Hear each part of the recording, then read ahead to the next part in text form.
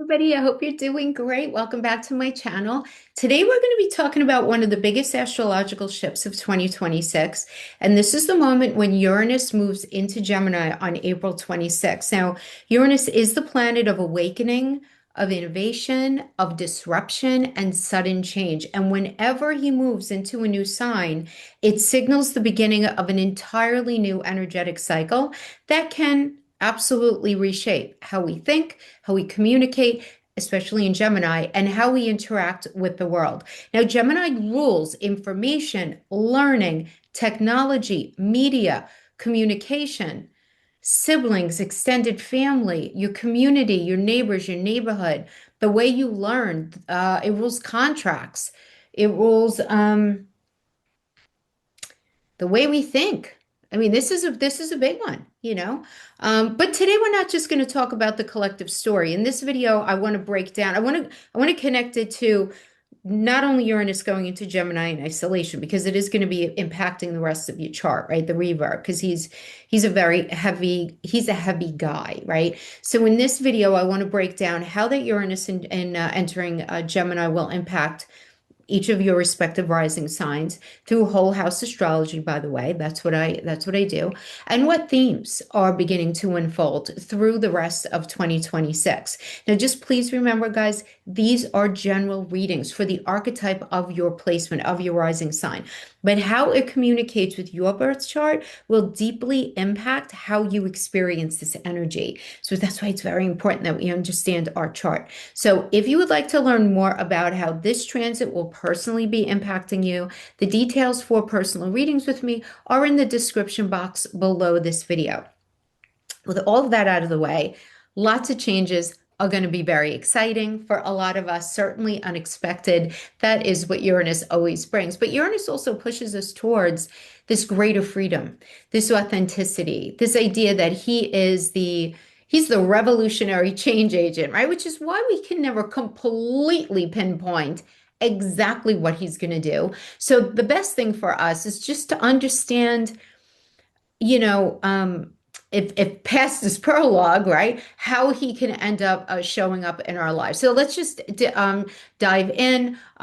Just understand, guys, that at the end of the day, this is very much about authenticity and making us feel like we're living a life pointed in a more intended direction, if that makes sense. So let's get started with our Aries friends. Let's dig in.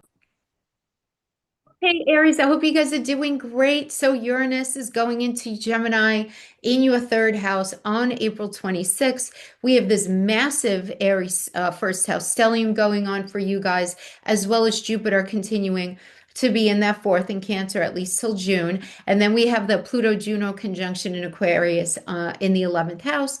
And then, of course, the nodes is still hanging out in your 6th and 12th house axis. So this makes you this Uranus ingress not just a communication transit for you guys. It does become a very personal identity reset that changes how you speak, teach, and interact with the world because it's sitting in the sextile between houses 1 and 3. Don't worry if you don't know the house lingo, whatever. Just listen for the messages, okay? So we'll go step by step and then explain how the rest of 2026 is going to be unfolding from that moment of that Uranus going into Gemini, which is, of course, the main event again on April 26th. So for you guys, that Gemini area, third house, is all about communication, teaching, media, speaking, learning, neighbors, local environment, short travel, siblings, extended family, digital platforms, just on mental processing. And Uranus in there is very disruptive. He wants to wake things up. He wants to innovate things. And he makes us so smart in the third house. I am not even just saying that. You're just going to be on it, right? Um, Intuition, thinking quickly, quicker than the people around you, right? I mean, this is starting the beginning of a multi-year revolution in communication as well as intellectual expression for you guys. So it's just starting. It's not like you're not going to I don't want you to think that as soon as Uranus goes into the third house, you're going to wake up like, brilliant, I'm so brilliant. It's not like that, right? But what makes this date extraordinary, right, and worth discussing is that Uranus immediately forms a relationship to the Aries stellium in that first house. So this means that your identity is changing your voice with everything else, right? So your identity is changing, but so is your voice, literally, like what it is that you're saying, the things that you come up with.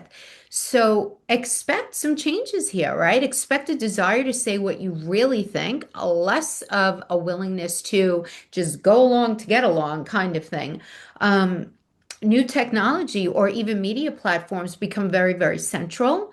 Anything having to do with writing, teaching, publishing opportunities, rapid intellectual breakthroughs for you guys, meeting some out of the box and unusual people, that end up stimulating ideas that maybe you hadn't even thought of before. This is really the birth of like a new mental direction in your life, sitting with this first house, third house sextile. So a lot of you, don't be surprised if you get a bug in your bonnet to like start a podcast, write a book, teach some sort of course.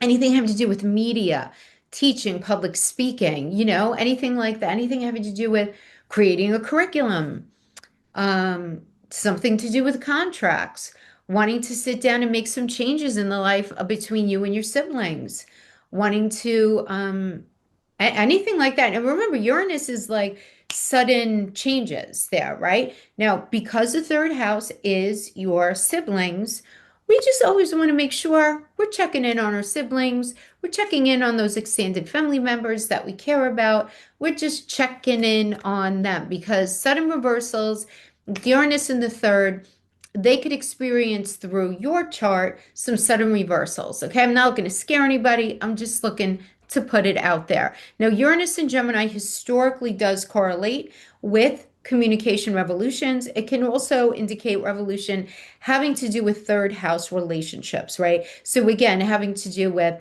siblings, extended family, your neighbors, your community. You may suddenly decide you want to move. You may suddenly decide, hey, I don't really know that many people in my area. I want to get to know and engage with my community more. It does depend on what's going on in your personal birth chart, but in this chart for the archetype of Aries rising, this is activating the hell out of your voice. Now, with that stellium in the first house, right? Those planets present, I mean, what's been going on? What's been going on there? What's happening in that Aries energy? Neptune and Saturn conjunct. Mars is in there, right, on the 26th. We're going to have Mercury in there. We're going to have Chiron in there. We're going to have Eris in there. And that's more than said. That's like, there's a lot of heat going on, right? This is very rare, right? And considering that the first house does mean it's your identity, it's the affect, your face that people meet before they get to really, really know you, but it's the path that you're walking on pragmatically, you know what I mean? Like the direction of your life. So this stellium means that 2026 is a rebirth year for you guys. There's no question about it.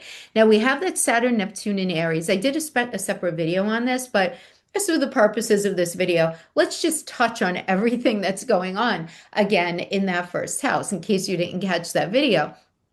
But when we have Saturn and Neptune in Aries, first of all, this combination dissolves the old self while constructing a new one. That's just straight out of the gate.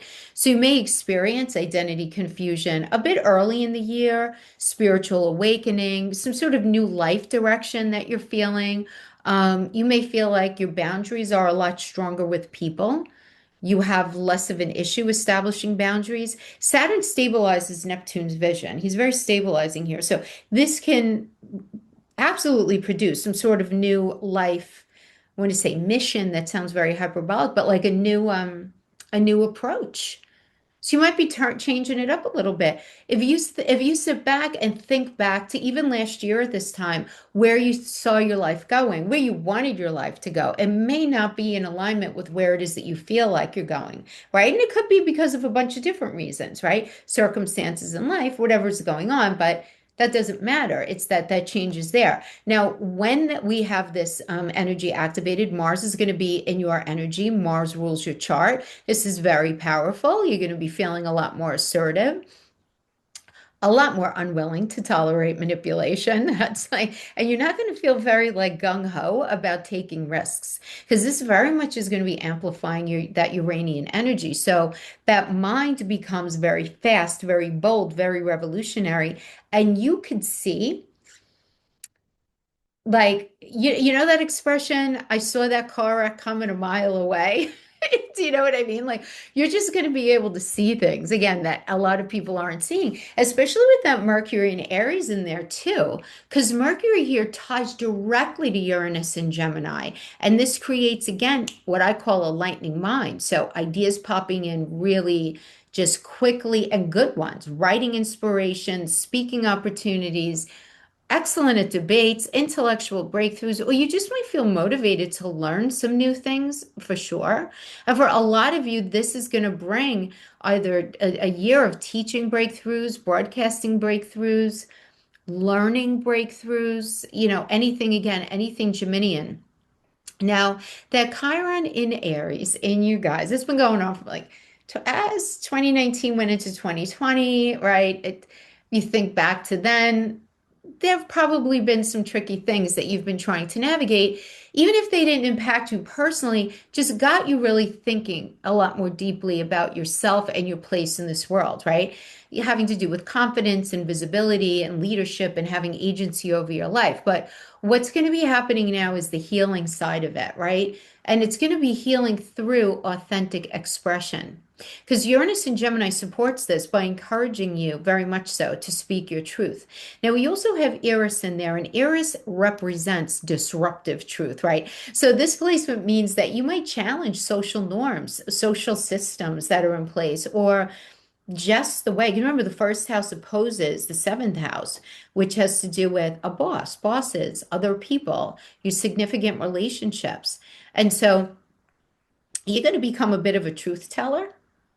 And people might not love everything that you're saying initially, but honestly, the reality is you're probably going to be right. Now, I don't know what else is in your chart, but this is very much a truth teller energy. And I could say, and I've been saying this for the past couple of years, the way the sky looks, if you lie or you try to manipulate or gaslight anybody, it's not going to go well. It's not going to go well, right? Just karmically, energetically, it will whip around so fast within the next 2 years that you won't even know it hit you. I'm not saying that to be scary. I'm saying that just to say that everyone, all of us as a collective, we have to be careful of not being liars.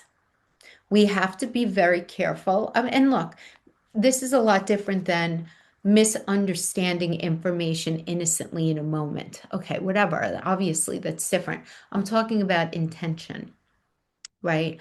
Um, so, I honestly, Aries, I feel sorry for anybody who's going to try to gaslight you or manipulate you because you are going to see through them so fast. And you're not going to be going along to get along anymore. It's not that you're going to be confrontational. It's not. That's not what you're going it's you have to get out, right, what it is that that you see. You're going to be seeing things very clearly. Now, when this egress happens, the sun is going to be lighting up your second house, going to be in Taurus energy, along with Ceres and along with Vulcan. So the focus here for you guys is going to be on money, value, and stability. So the sun activating that house during that Uranus ingress, so that's going to have a very important it's a very important theme for the year for you. Your voice can become your income. So, for you guys, some potential developments could certainly be teaching and writing and consulting, intellectual work, astrology, research, anything like that. And Sirius does suggest nurturing through resources, while Vulcan relates to this craft and mastery. Now, I do want to say that. With the focus on the second house having to do with these energies, your talents become a lot more refined this year, which is actually quite good. If anything does go down having to do with your health, because I just want to say the second house is one of the health houses. It does very connected to your thyroid hormones, very connected to one of the two houses that we look at for autoimmune. you have you have really good energy supporting you here, okay? You know, if you're dealing with anything like that. Now, we do have Uranus conjuncting Sedna and Venus again, you know, obviously Uranus and Gemini, but there's a conjunction with Sedna and Venus in there as well. This is very, very interesting for me to see this as an astrologer because the Venus and Uranus energy together produces unusual relationships, very exciting intellectual connections, sudden social opportunities, just sudden opportunities. And Sedna adds this really interesting textured, deep karmic dimension to the experience. So many of you may be feeling very like things that are coming up are very faded, very destiny driven kind of connections. You got to be real like there are no accidents in this energy, you know what I mean? Like if you meet somebody and you strike up a conversation with them somewhere, think about it later on. What was the purpose of that? You know, it's very intellectually transformative. I really like it. And new relationships is certainly going to be forming though, but through like learning and writing and social media, maybe even traveling, right? Maybe even traveling or um learning environment, teaching environment, traveling, writing, anything like that, very intellectual kind of thing. But making some new friends or connecting with people in a different way can likely be the experience for a lot of you. Now, Jupiter's still in Cancer, finally at a retrograde since March 10th. Good. So now he's just, you know, straight ahead until June, at which point he's going to be going into your fifth house, Leo energy. But in the fourth house for you guys, in Cancer, this is one of the most protective placements that you can have. That Jupiter in the fourth expands things. So, what is fourth house? Home, property, real estate, family life, emotional stability. So, just during 26, now things might have felt a little weird, a little stagnant. You know, and in a very practical way, you might have had some weird stuff happening on the home front. And just because of the relationship to Uranus, there might have been some wonky stuff going on with your plumbing, some pipes, any sort of like water damage, anything like that. Um, doesn't have to be, it could have been, but you know, depends depending on what else is going on in your chart, but just generally for the archetype. But what I like about this is now that Jupiter is direct, whatever might have been a challenge on the home front is actually a blessing in disguise, right? So now that he is direct, things are going to start working out, having to do with like really great for home improvements, emotional healing, family support, stronger inner security. So even while that external identity is changing very dramatically, your home life is ultimately becoming a lot more supportive this year. Now, we also have this Pluto conjunct Juno in Aquarius in the 11th house. This is major for your social networks, your friends, your goals and gains, alliances, communities, large networks. And remember, the 11th house is actually where Uranus lives. So, very activated. Your 11th house can be very activated. And Uranus also rules technology and advances in science and medicine. So, with that Pluto and that Uranian activation there, getting very serious about like power dynamics, very intense connections. But for a lot of you, I just see it's you wanting to get rid of stuff that doesn't matter anymore, like superficial people, superficial connections. You're just more about substance, right? But you have so much good energy for new partnership themes. I mean, especially like powerful alliances or even collaborations, really, really nice. Now, some friendships are going to end, right? But the ones that remain are going to be far more deep and meaningful.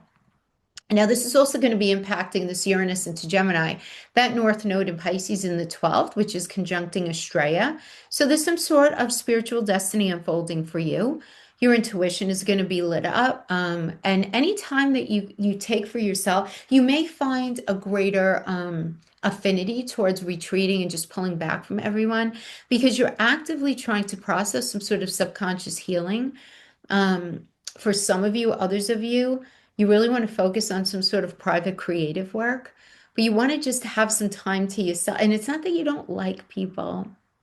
It's that you're working on something that's like very personal for you. And so while Uranus stimulates your mind outwardly, this node calls you very inward. So this can just create this balance between your public outside voice, right, and your spiritual growth. So you may likely develop some sort of affinity towards studying more deeply your religion, organized or otherwise, mystical study, meditation, dream awareness, psychic sensitivity is going to be very lit up for you. So be very mindful of that. You're going to be like a sponge around people. You guys are very sensitive to these things anyway, but extra sensitive. So throw a couple of crystals in your bra, ladies. Men, throw them in your pocket and just, be mindful of the energy that you're hanging out with. Now, we do have that South Node in Virgo in the sixth. So this is where you're being asked to do a little releasing here, a little reframing when it comes to overworking your perfectionist tendencies, right? Needing things to be a certain way and the anxiety that you feel around those things. Because your life wants to be a lot less rigid, a lot less about the daily grind, and just more about meaningful expression, right? And that part of fortune in Sagittarius is lighting up that ninth house, which is great. I mean, this is an excellent energy. So very fortuitous things can come through, which is lucky, through teaching, publishing, travel, philosophy, religion, organized or otherwise, spiritual exploration. If you're involved in any sort of legal situation, because the ninth house rules are lawyers, it rules negotiating. And this really reinforces the Uranus and Gemini in a big way. So together they indicate the sharing of knowledge, but it going really, really well for you, right? Now, as we kind of roll out the year and we kind of go into the spring, as the spring unfolds, I want you to just pay attention to new ideas and new conversations and sudden plans that are coming up and things that stimulate you intellectually. What do you have an affinity towards right now? Pay attention to how you're thinking a lot faster and a lot more clearly. Right? These are the things I really want you to think about and pay attention to over the spring. By the time we hit midsummer, Uranus, his energy intensifies. So this could bring some sort of new learning project, new communication platform, travel or teaching opportunity. Relationships formed through ideas become so much more important. And by that late summer, we have the eclipses and that Aries stellium starting to separate actually in your sign.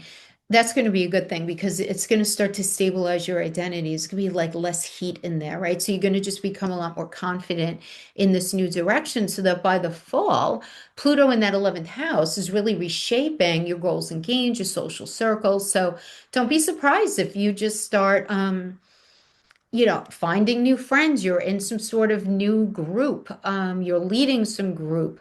You are very involved in influencing some larger audiences. This is where your voice starts reaching more people, right? Outside of whatever circle that you've been in.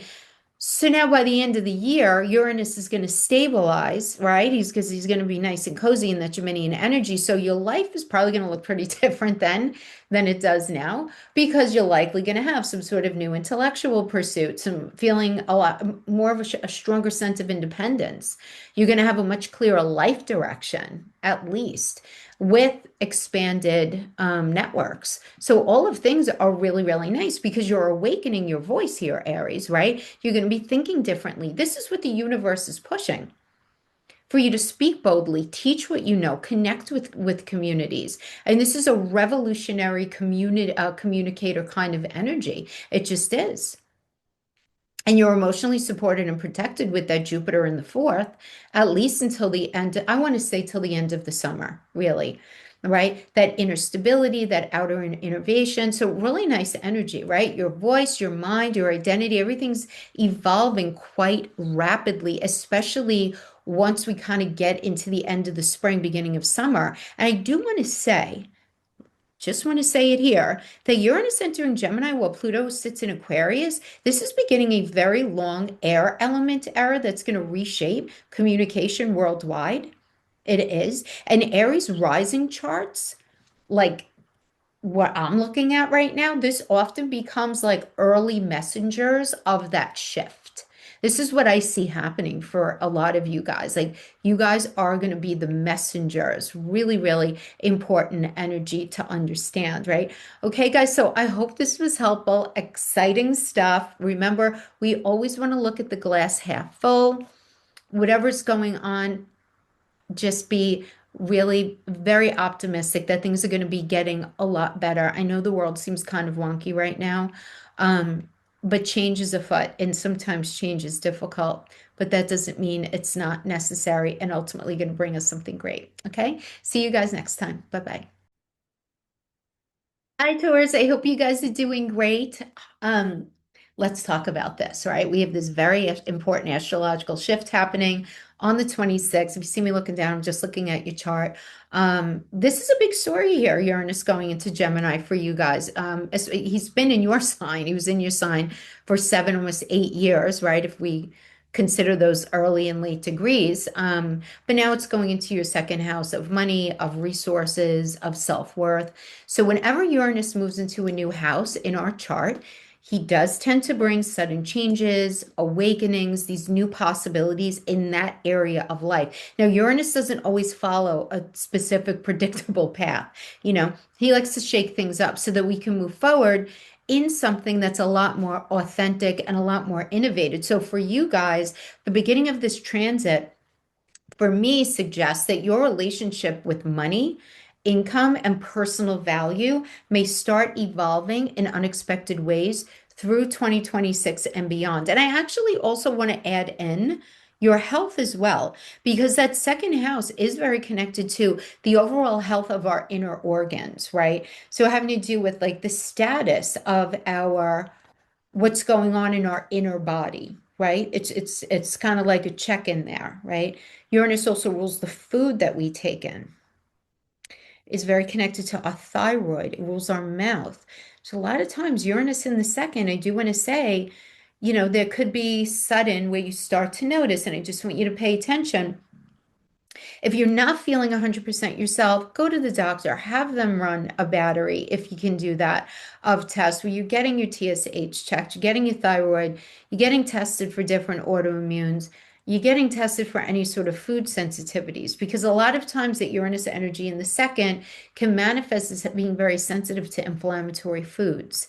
So I could do a whole separate video on that if you want, but this is just a little heads up. You guys are well protected, but you're going to have to know these things just understand that that's likely going to be part of your story. It does depend on what else is in your natal chart here. Some of you are going to be feeling it a little more than others, but I do want to just throw that out there, not to be scary, but to just pay attention, right? Because to be forewarned is to always be forearmed, right? So let's talk about this Uranus going into Gemini in that space, how you earn money, this idea of financial stability. Gemini, just on his own, as I mentioned before, is very connected to communication, learning, media, information, intellectual skills, siblings, extended family, your neighbors, your neighborhood, contracts, like doing business as. So a lot of you may be exploring new income streams, or at least new streams to solidify more of a stable life. Now, some of you very nicely indicated would be doing anything having to do with teaching, writing, technology, where you're working online, media, communication, just sharing information in one way or another. Now, some of you may start multiple income streams, that Gemini there, right? Or develop very flexible ways of earning money rather than relying on one single traditional path, right? Kind of doing many things, right? Because Uranus in the second is often about financial innovation and discovering talents or abilities that you didn't even realize that you had that could generate value and generate money for you. Now, Uranus is not entering Gemini alone. Right next to it, we have Sedna at 1 degree in your chart, and we have Gemini and Venus at 2 degrees. Yeah, so Venus is especially important for you guys, right? Because Venus does rule your chart. But Venus in the second can bring opportunities for financial growth and support from others, or increased appreciation for your talents as well. So when Venus connects with Uranus, it can sometimes indicate sudden financial opportunities or creative breakthroughs that end up improving your income, right? The amount of money. Remember, that second house is the money you make from the work that you do, right? It's like the money in your bank account. Now, Sedna adds a deeper emotional dimension to this. So setting a placement often does bring experiences that feel very meaningful or part of a larger story. It can almost feel kind of karmic as well, like destiny driven kind of thing. So some of you may discover that your talents or your financial path are evolving in ways that feel deeply aligned with your larger life purpose, right? And wanting to go after that, okay? So that's something I really want you to be paying attention to. Now let's look at something else that's going on in your chart. We have this huge cluster of planets in Aries in your 12th house. So we have Neptune and Saturn conjunct. I did a separate video on them. We also have Mars. I'm talking about on April 26th. We have Mars in there, Mercury in there, Chiron, we have Eris in there. And that 12th house represents the subconscious mind, spiritual growth, healing, things happening behind the scenes. But I do want to say it's also the house of self-sabotage, where we can get in our own way, where we could be a victim. It's the house of the victim. It's the house of the nurse. It's the house of the drug rehab. It's the house of prison, right? It's a very deep behind the scenes house. So for you guys, you may be going through a period of deep inner transformation and psychological insight. Some of you may be experiencing some of the, realities that I just mentioned, but at the very least, this very deep inner transformation. And again, when I say psychological insight, it's very connected to your subconscious. So really unpacking your past and what it is that you want moving forward. Because Saturn here encourages emotional maturity and confronting hidden fears. Like he's all about it, right? He's there for you to support you. And then Neptune dissolves those old subconscious patterns. Remember, Neptune lives in the 12th house. He's very, very comfortable in there. We also have Mars in there bringing motivation to face things that have been buried or avoided. And Mercury is going to be in there as well, encouraging reflection as well as internal dialogue. So great energy for therapy, especially with Chiron in there bringing healing around past wounds and and Eris is going to be pushing you to confront truths that may be kind of uncomfortable. So while we have this Uranus energy, as is certainly would be changing your outer financial world, this very powerful 12th house energy is encouraging inner healing, lots of self-understanding. So often that internal transformation that's going to be happening in that 12th house, it can create emotional clarity that's needed for you to ultimately make better decisions about money and about your own personal value that you bring, okay? So again, these are things that we just want to be paying attention to. Now, that sun obviously is going to be in your energy on April 26th, along with Ceres, along with Vulcan. This is a very powerful energy for you guys because the sun in the first highlights your identity as well as your personal direction, right? And that first house represents how you present yourself to the world. And with the sun there, right? Taurus rising individuals may feel more focused on self-development, personal goals, defining who you truly are. Ceres emphasizes nurturing yourself and your personal needs, while Vulcan represents developing skills and strengths. So this together suggests to me that this year is going to bring a much stronger sense of personal empowerment and identity for you guys, and that new sense of identity may directly influence the financial changes indicated by that Uranus in your second house, okay? Now, you also want to talk about Jupiter and Cancer. Jupiter's finally out of retrograde, right, as of March 10th. But he's going to be in that Cancer third house energy for you until June. So I feel like, though, because even when he goes into Leo, he's going to be very early in the decan. You're going to be feeling that nice energy in your third house into your fourth house, of course, for the rest of the year. But even in that third house through the rest of the summer, beautiful placement. Now, because the third house governs third house Geminian things, right? Communication, learning, writing, teaching, everyday interactions, right? And Jupiter expands whatever it touches. So this placement can bring for a lot of you opportunities in that part of life. So having to do with learning, teaching, networking, sharing ideas, opportunity to write something, create something. So some of you may find success through those avenues, having to do with writing, speaking, teaching, or maybe even content creation, right? Anything like that. And this connects really, really nicely to Uranus and Gemini. Obviously, Uranus rules technology, Gemini communication, all right? Because that Geminian energy thrives on communication as well as exchanging ideas. Now, let's talk about that South Node that's still in Virgo in the fifth house, along with the part of fortune placement in Virgo, also in the fifth, right? So that fifth house represents creativity and romance and personal expression. And that, really nice. And the South Node suggests releasing things from the past, or at least reframing them, right? Reframing them. So for you guys, this may involve letting go of, um, fifth house energies, creative habits, or romantic patterns that no longer feel fulfilling, or letting go of, maybe your kids are moving out, or, realizing that there's got to be some sort of reframing at the very least in how you handle fifth house things, right? But we have this part of fortune in there, which is suggesting that joy and opportunity may still come here through expression, through hobbies, activities that express your talents, or something having to do with new romantic connections, something having to do with your children. Part of fortune it's a very nice energy, but part of fortune is in there to support you needing to reframe everything that fifth house represents. And that's going to be happening this year. So this is something that, of course, you want to pay attention to. Now, we also have this very powerful placement of Pluto conjuncting Juno in Aquarius in the 10th house. So that 10th house, of course, represents your career, your public reputation, your standing in the world. That public, it's the most public house. And Pluto brings that deep transformation, mastery, while Juno represents commitment. All right.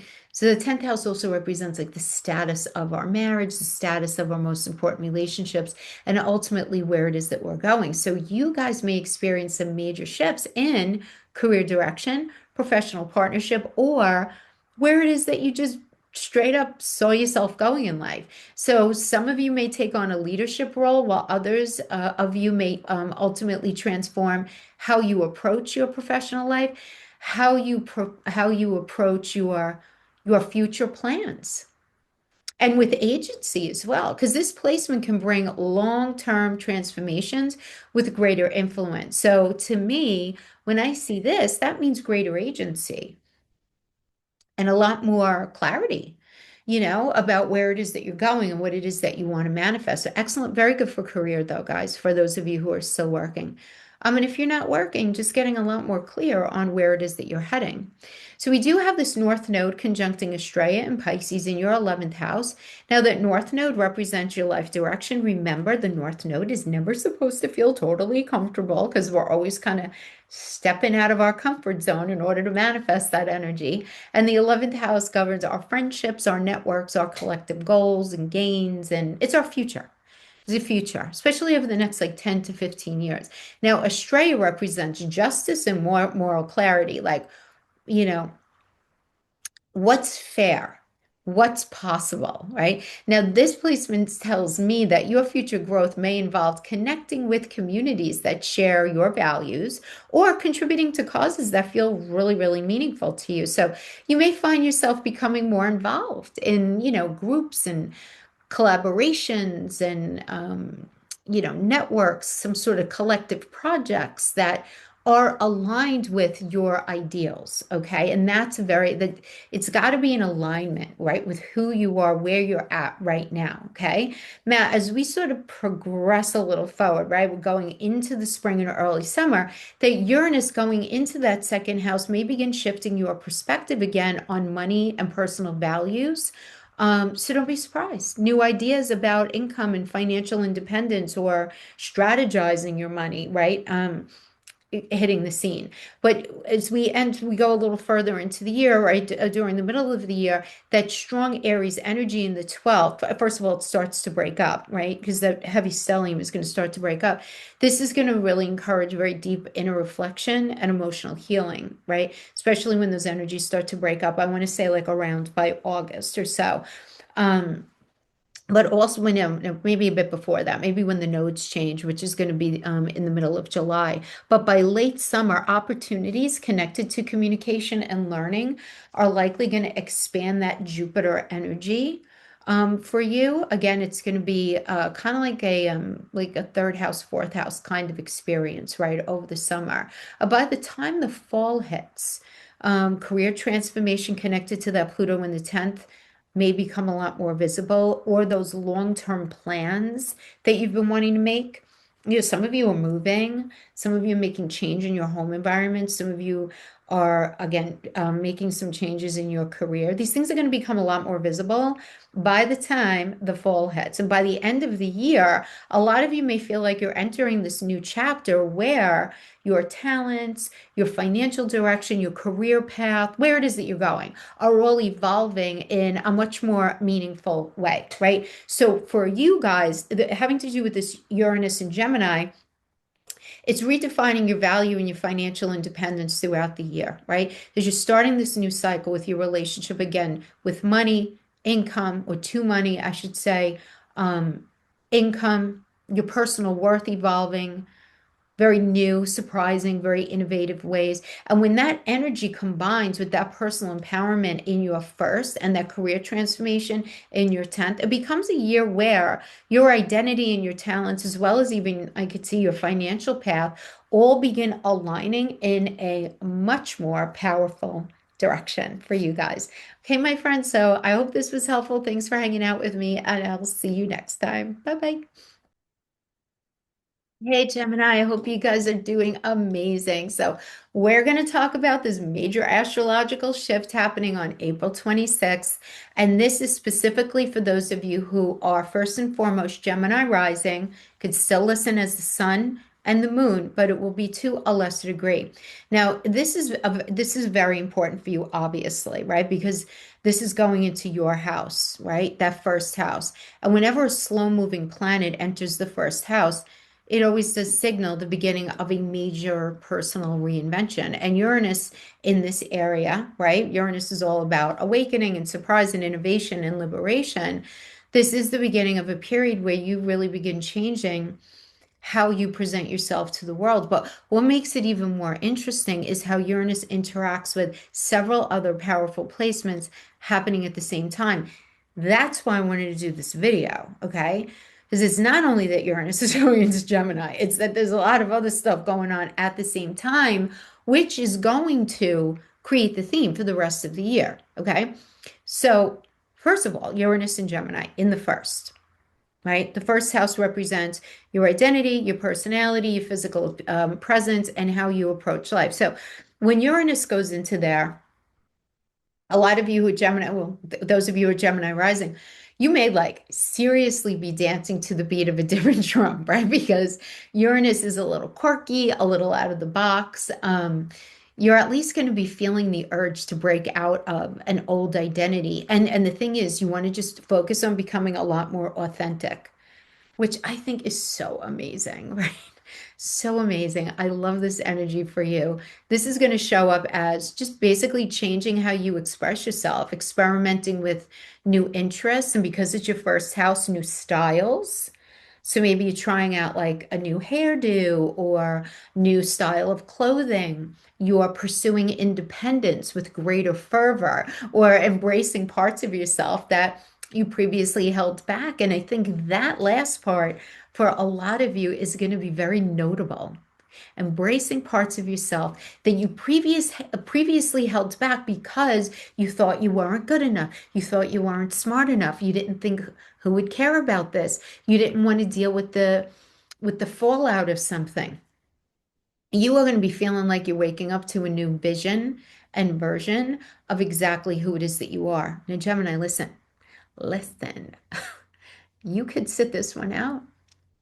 You could sit it out for the next 7 years and not allow any of the change. I see it happen all the time. I see it. And that equals a boatload of frustration at the end of the day. So don't fight the changes, roll with them. Now, this does not have to mean that you are turning your life inside out at all. it's happening more than anything in here, and it's going to end up manifesting out in the 3D, right?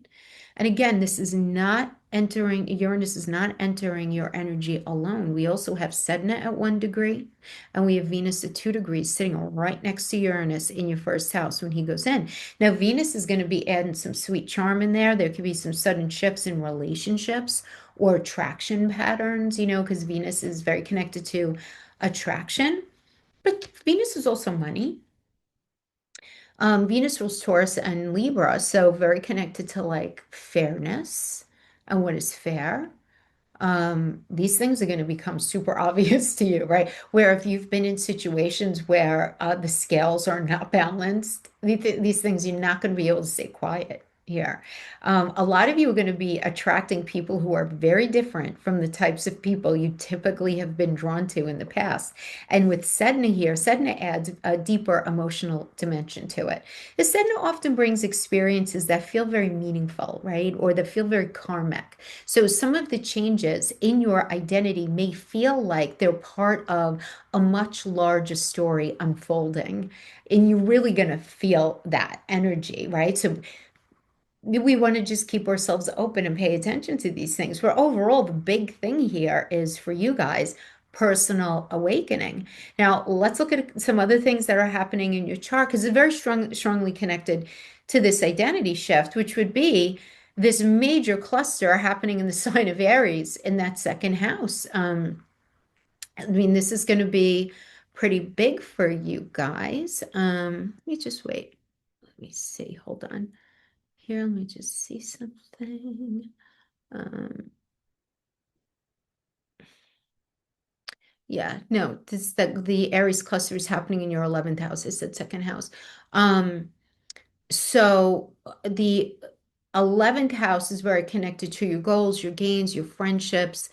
Now, this is the thing. Everyone's your 11th house is going to be getting activated because Uranus naturally rules everyone's 11th house, right?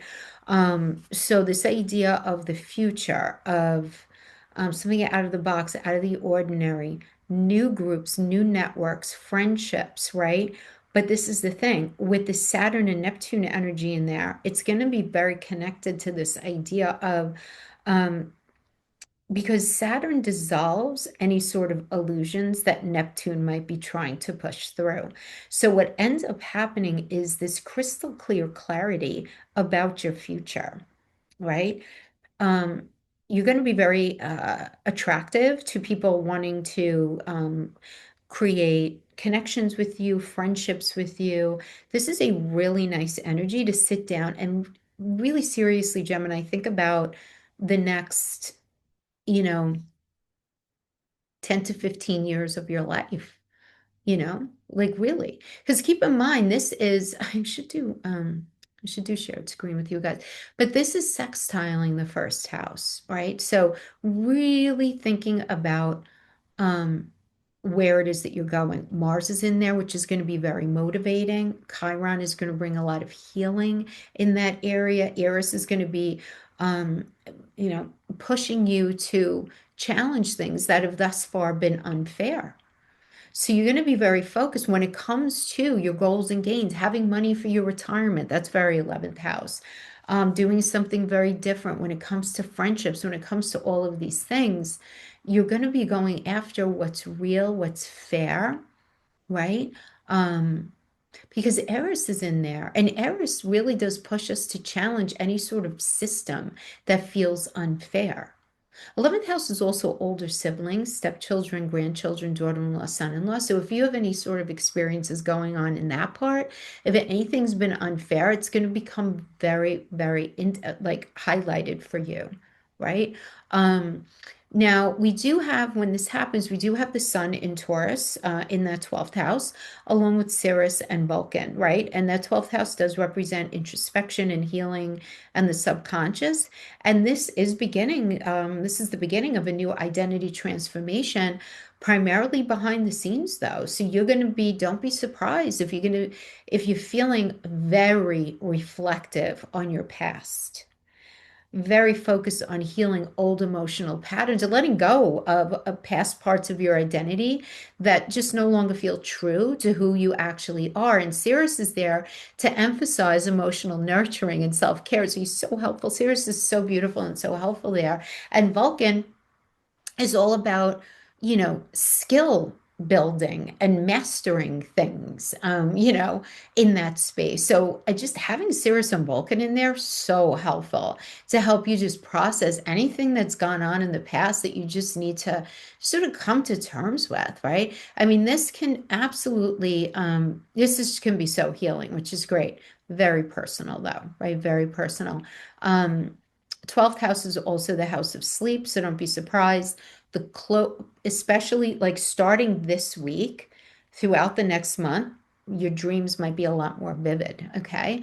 But this is also a period that may likely, for many of you, involve developing talents or abilities very quietly before revealing them to the world, working privately on something, like maybe you're working on a book behind the scenes or developing something behind the scenes, or you're thinking at least about what you want to roll out into your future, and you're not really talking about it very much with people, as this is a period where inner work prepares you for that outer change.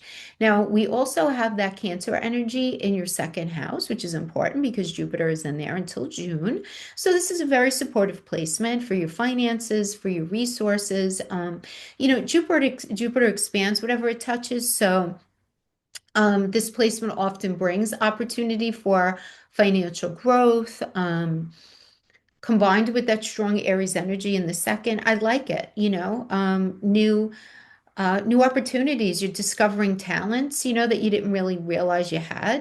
And I'm just looking at your chart here. I'm also realizing on that day, um, Hygeia is going to be in there, 4 degrees as well in the sign of Cancer. So when we have all of these energy, we have Hades in there, we have uh, Kronos. So, let's just pay attention to your health. Let's pay attention to and this is nothing to be scary about, but just pay attention, um, having to do with your thyroid, your hormones, any sort of food sensitivities, anything like that. You want to make sure that you're sticking to a plan that really works well for you. If you're not feeling well, go to the doctor. Honestly, that should, because you've had Jupiter transiting your second. Jupiter is wonderful, okay, very, very beneficial, but he does expand whatever he transits. So, depending on what you have in your birth chart in the second house, Jupiter is going to expand that. So, I do see that quite a lot. So, I do want to just bring that to your attention. That a lot of times when Jupiter transits things, in one's birth chart, it can end up bringing to the surface some sort of, challenges to the health. Okay. Now, we also have the South Node in Virgo in your fourth house. So, the fourth house represents home, family, home property, real estate, family, emotional foundations. And that South Node suggests releasing or at least reframing old patterns. So for you guys, this could involve letting go of family expectations, emotional patterns that have shaped your identity in the past, like really letting things heal and just approaching that whole part of your life in a very different way.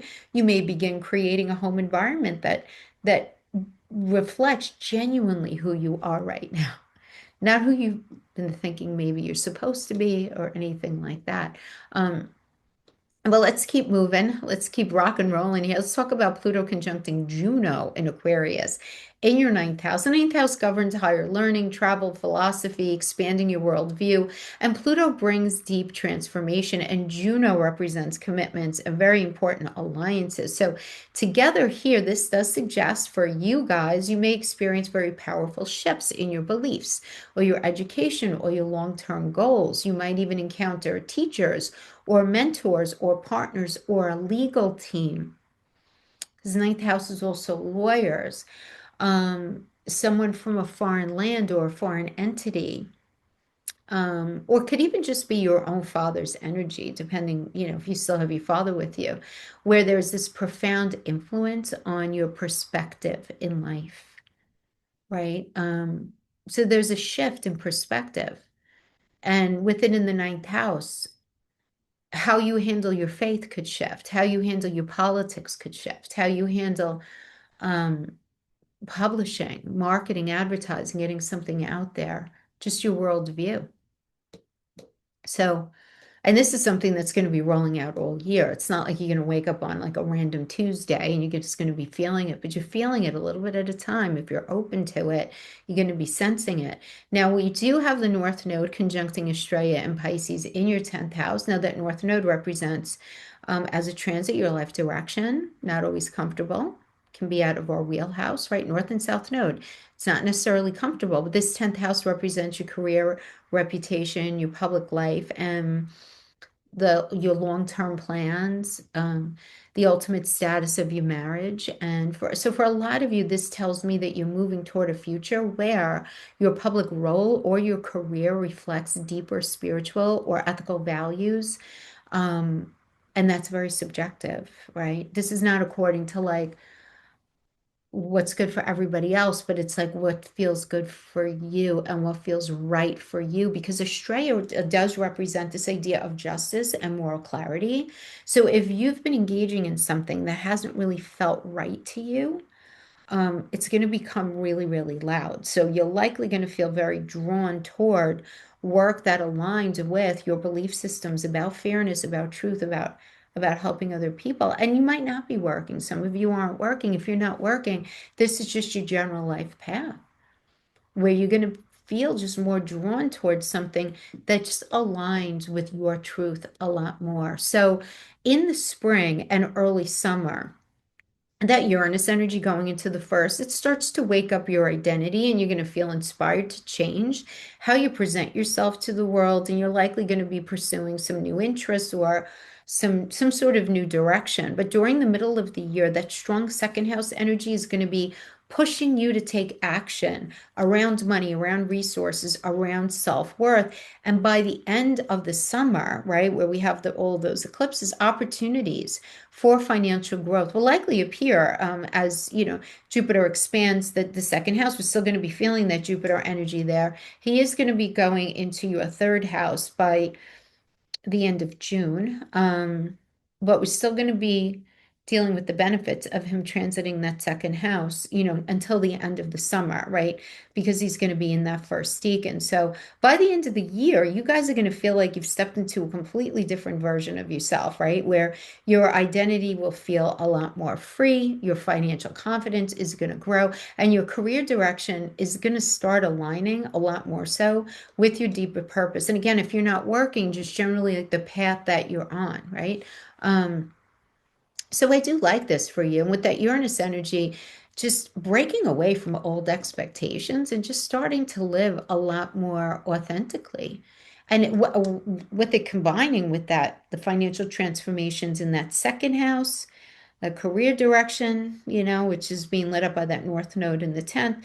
It really does become a year where your identity and your income and your life direction all begin evolving together. So it's pretty beautiful here. You want to make sure that you are leaning into the changes and you're not trying to fight them, because the Uranus tends to get his way by hook or by crook. Okay. So we want to just be mindful of that and respect the energy. Okay, guys. Thanks for hanging with me. See you next time. Bye-bye. Hi, Cancer. I hope you guys are doing great. So let's talk about this very big astrological shift that's going to be happening on April 26th. And again, we're using Whole House Astrology here. So Uranus is moving into that, is activating your 12th house. So the 12th house is a subtle place in astrology. It's very behind the scenes. It's connected to our subconscious, spiritual growth, things that we do in private, like hidden processes, healing, all of that behind the scenes stuff. So this isn't necessarily the kind of transit where everything changes overnight on the outside, but instead this is more of the beginning of a deep inner awakening that unfolds gradually through the rest of 2026. So let's break this down. Now, I do want to say though, that whenever Uranus is in the 12th house, depending on what else is in your chart, keep in mind the 12th house is also prisons, drug rehabs, any sort of rehabilitative institutions. It is the house of the victim. It's the house of self-sabotaging behavior. And Uranus is in there to revolutionize things. So, depending on what else is in your chart, this could be, a sudden either desire or need to go to rehab, or I hate to say do a stint in prison because that doesn't sound fun, but believe it or not, when Uranus is in there, it ends up growing you in a way. And I don't wish that for any of you, but I want to speak as broadly as I can because I have seen it manifest like that. Depends on what else is in your chart. But again, shocking surprises, and keeping in mind that we could never say exactly what Uranus does or does not do, right? And sometimes Uranus will do some things to try to save us from ourselves. You know what I mean? So, I want to give that alternative version. As well, Pisces is the landlord there. It's the house of the nurse, it's the house of the caretaker energy as well. But it can also be the house of disease and dis-ease because it is ruled by Neptune, the 12th house. So things that could be going on underneath the surface that we're not, very clear about. So I've seen this where people can start to have these strange kinds of things coming up with their health. Like nothing huge, but more the kind of thing where I'm not feeling like myself, and you go to the doctor and they're like, "Oh, there's nothing wrong," but you totally know that something is off. So it's a supportive energy actually to kind of investigate if you're not feeling completely yourself. Okay. But again, that is not to be negative, to be forewarned, just to be forearmed, right? But that Uranus going into Gemini in the 12th, it does signal, in my mind, a period of psychological and spiritual breakthroughs for the great majority of you. Again, just because the 12th house does rule that subconscious mind and hidden patterns that we don't even realize, like relationship patterns and patterns of self-care, the good, the bad, the ugly. It's the house of dreams and intuition. Again, anything that's happening behind the scenes. And Uranus is the planet of awakening and liberation. So when it moves through the 12th, it often does bring these sudden realizations having to do with old emotional patterns or unconscious behavior. So for a lot of you, you may begin experiencing these very powerful insights about yourself, especially through dreams. 12th house is the house of dreams, meditation, therapy, spiritual exploration, whatever it is. But you may feel very drawn to spend more time alone, reflecting on your life and understanding your own deeper emotions, and your deeper motivations as to why you do what you do. And this transit is often really focused on freeing yourself from your subconscious patterns that have shaped your life for years. And something very interesting is happening. The moment Uranus goes into Gemini, he's not going in alone. Right next to him, he's going to have Sedna at 1 degree and Venus at 2 degrees, also in the 12th house. And the Venus in the 12th can bring a lot of healing in relationships, again, or emotional patterns, anything connected to love. It could even be connected to money. That could certainly be happening as well. You see me, I'm just looking at your chart here. But it can also enhance your creativity, your imagination, your compassion in that 12th house. It's a very loving space. Now, when Uranus connects with Venus here, there may be unexpected emotional or spiritual realizations about relationships. Again, because we have a lot of secrets that hang out there. A lot of times when Venus is in the 12th, secrets can come out or we can become a secret, if you know what I mean, right? Especially when it comes to relationships where you're doing something behind the scenes and secret. But there's some sort of realization. There could be some sort of realization there. Now, some of you may release old attachments, while others may experience a deeper understanding of what love actually means to you, right, in a healthier way. Sedna adds this very karmic layer to everything. She often represents emotional stories that run very deep within us, sometimes connected to our past experiences, connected to family. I mean, this could even be very connected to past life stuff if you do believe in that, because it's the 12th house. Things that impacted us while we were in utero. I mean, not to get too woo-woo about it, but this is a common manifestation about it, right? So this period can involve healing these old emotional wounds that have been buried for a long time, okay? There's a lot of other things happening in the chart because it's strongly connected to this idea of inner transformation. We have to acknowledge this large cluster of planets that's happening 2 houses away. So it'll be happening in a sextile to that 10th house.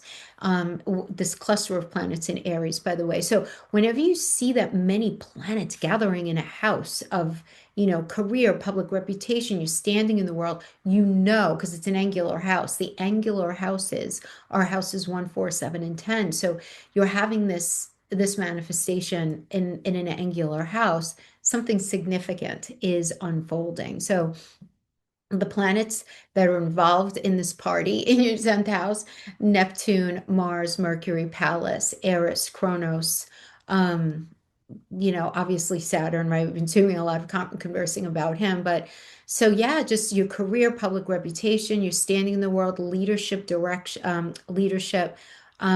how the world sees you, life direction, the overall status of your marriage, the overall status of where it is that you're going. So when this house becomes activated by multiple planets, it does signal a period where your professional identity is evolving, or in one way or another becoming more intensified. The same thing, though, if you're not working, having to do with your life direction. Something is becoming a lot more intensified here, right? And because they were all in Aries, the energy is very bold, it's very independent, it's very pioneering, it's very like wanting something new, but in a very Aryan way, maybe not knowing completely just yet how it's going to roll out, right? You know what I mean? It's like, oh, this is what I want to do. Oh, yeah, how are you going to do that? I'm not sure yet, but I feel really excited. I feel very confident and very into it. So this is good. I mean, it's becoming activated. You're becoming very bold. You're going to becoming very confident, because Aries is all about initiative and courage and leadership and trying to figure things out, right? It's that sign that wants to start things and take action and move forward quickly, but it is that quintessential leadership energy. And a good leader will come up with these ideas and be able to, storyboard the whole thing and say, this is what we should do, and this is blah, blah, blah. But then when it comes to pulling the trigger and actually doing it, a good leader will be like, excuse me, that's what I hired you for. I'm in charge here. I'm not in charge of the pragmatics and the nuts and bolts, right? So you got just know that, energy about yourself is that you're going to have a lot of gumption and a lot of energy to move forward, but how are you going to be able to actually manifest that for yourself is something that you're going to have to really focus on this year. So for many of you, we may become a lot more visible publicly, or you may be pursuing something that feels a lot more in alignment with your personal passions in order to be able to manifest that new story that you're looking to live. Nice energy there, though. You have a lot going on that really wants to push you forward. Now, that Mars in the 10th is very powerful because Mars is the ruler of Aries, right? So Mars rules your 10th house. And Mars here, it brings drive, ambition, determination around career goals, around your life path goals. And you feel a lot more motivated just to push yourself forward in general in that space. But Mercury is also going to be in there. And he's all about communicating and ideas, and intellectual work will likely in one way or another play an important role in your career if it's connected to your career, if that's how it's going to manifest for you. Now, some of you Cancer rising individuals may be speaking, you may be teaching, you may be writing, advising, or sharing some sort of information publicly as well. Now, Neptune here adds a more visionary element. Lots of imagination here, creativity, spiritual themes even connected to your profession. Sometimes Neptune in the 10th can bring careers that are connected to the healing arts, spirituality, but also film, music, or helping others in some way. And you guys actually have Pallas Athena in there as well. And she's associated with strategy and wisdom. And in the 10th, Pallas often indicates, a situation where you'll be able to see patterns clearly and solve problems that have been rather complex up to this point, which can be extremely valuable, having to do with planning out your future. Very valuable if you're in any kind of leadership role. Um, like this is the kind of energy where you're given a project that you would have never been given last year. But you're given the project, and you can even feel kind of overwhelmed by it. But Palace goes in there and she gives you the solutions, right? Where you can come out, looking like, hey, strong leadership skills, you know what you're doing, right? And Eris is in there as well. And Eris is very interesting asteroid because it tends to challenge systems that feel unfair or that feel outdated, right? So Eris is in there. He's part of the party there in your 10th house. And Eris may push you to question authority structures or advocate for change in some sort of professional environment. Those of you who aren't working, you may be your own best advocate, having to do with your long-term plans for your life, especially if like you're partnered up in one way or another, okay? And then Kronos is in there, which is very connected to time and cycles and long-term development. So Kronos in the 10th suggests that some of the career developments happening now may have very long-term significance for you over many, many years. It can be unfolding over many, many years. So when you pull all of these energies together in this Aries cluster, in the 10th house, this does tell me that you guys feel a very strong call to step into some kind of leadership, pursuing your ambitions, or redefining your public role in one way or another. There's nothing quiet about this energy, by the way. It is super duper forward moving. So you might feel like you are being pushed to take action, you're being pushed to make decisions, and you're moving forward on a career path to reflect more accurately who you are, but it might not feel oh so cozy initially. There could be some fear involved. Don't let that be a thing. It's not real, okay? Don't let that be a thing. New things are going to be coming in. Face it with confidence and say, "Thank you, Spirit. Thank you, God. You're bringing me exactly what I need when it's time for me to have it brought to me." Okay.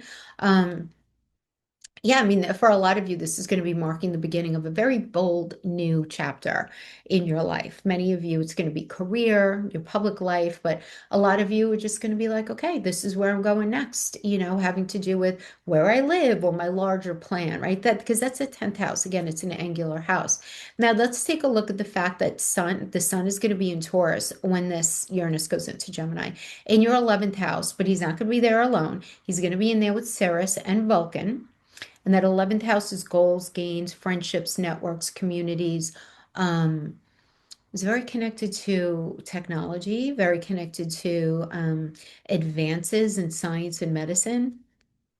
And it doesn't only deal with, it's not only associated with our friends, it's also older siblings, stepchildren, grandchildren, daughter-in-laws, son-in-laws, okay? There's also the people who are in our 12th or 11th house. Now, the sun brings a lot of attention here. Whenever the sun goes into a sign, that's the attention, right? For the month, right? So here it's very much about your social world as well as your vision for the future. So you may find yourself connecting with new communities or groups that ultimately end up supporting your goals in the long run, in the long run. Cirrus emphasizes nurturing connections with friends or with these networks, these people who are likely going to be coming in to help kind of tweak your path, while Vulcan represents developing skills and talents. So for those of you who are working on your career, this is a very nice energy. So this does suggest to me that your networks and your friendships may play an important role in ultimately supporting your long-term ambitions. Now, another very important influence that's going to be happening is this Jupiter.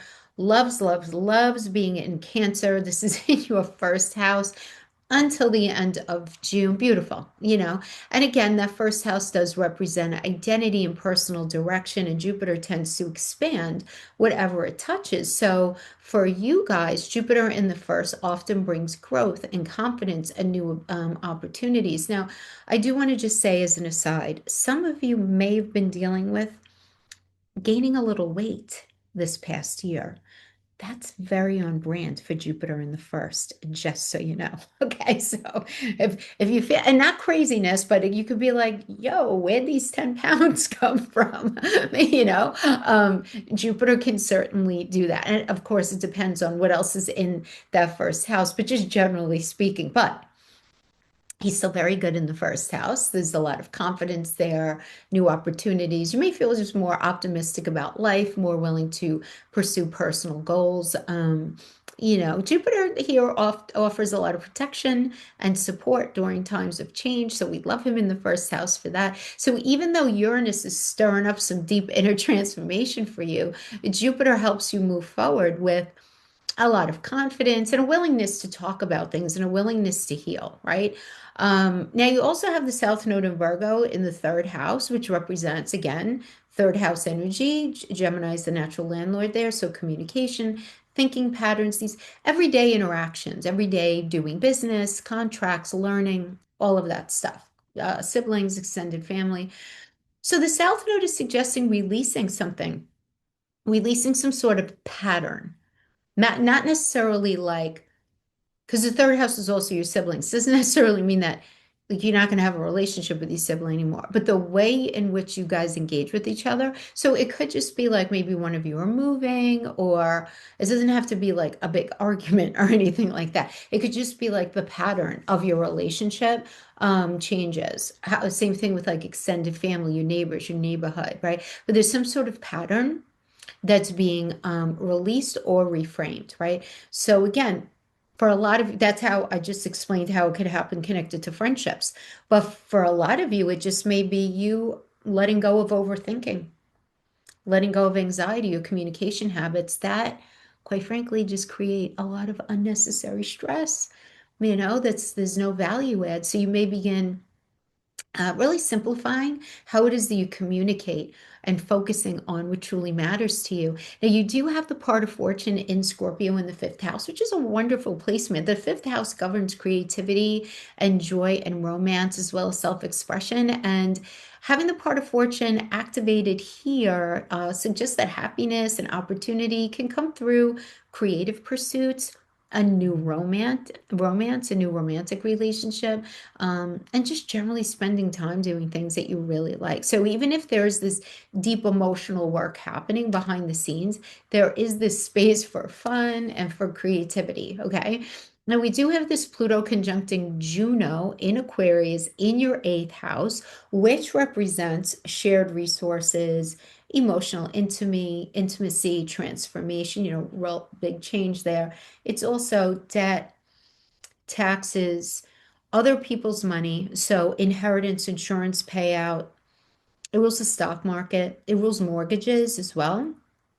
So Pluto here brings deep change, while Juno represents commitments and partnerships. So for you guys, you may experience a transformational development in close relationships or financial partnerships. Maybe you're getting married, or maybe you're engaging in like a leveling up of your relationship. Or you're getting in front of any sort of debt or taxes or anything like that. But this could involve deeper emotional bonds for a lot of you, and or restructuring shared resources as well. This could certainly be manifesting there. Pluto in that eighth house could also bring, inheritance, insurance payout, all these other. I don't want to make it about Pluto, but because I've done videos on him already, but this is being activated with this Uranian energy, okay? We also have this North Node conjuncting Estrella and Pisces in your ninth house, and that North Node represents your evolutionary direction, and in the ninth house, which governs the law, legalities, local governance, higher learning, philosophy, long distance travel, expanding your worldview, is it travel? What else? Father energy, the manifestation of father energy, religion, organized or otherwise, publishing, marketing, advertising, it's getting something out there to the world. So this suggests to me that part of your growth during this year involves expanding your perspective, all those ninth house energies. So some of you may be getting published, or maybe you're changing your relationship with your dad, or in a good way.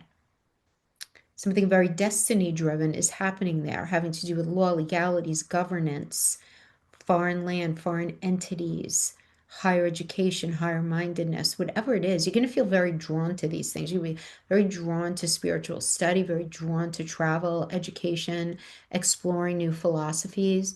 Like, especially if you're going on a long distance trip, especially if it's like overseas, it's going to be very influential for you.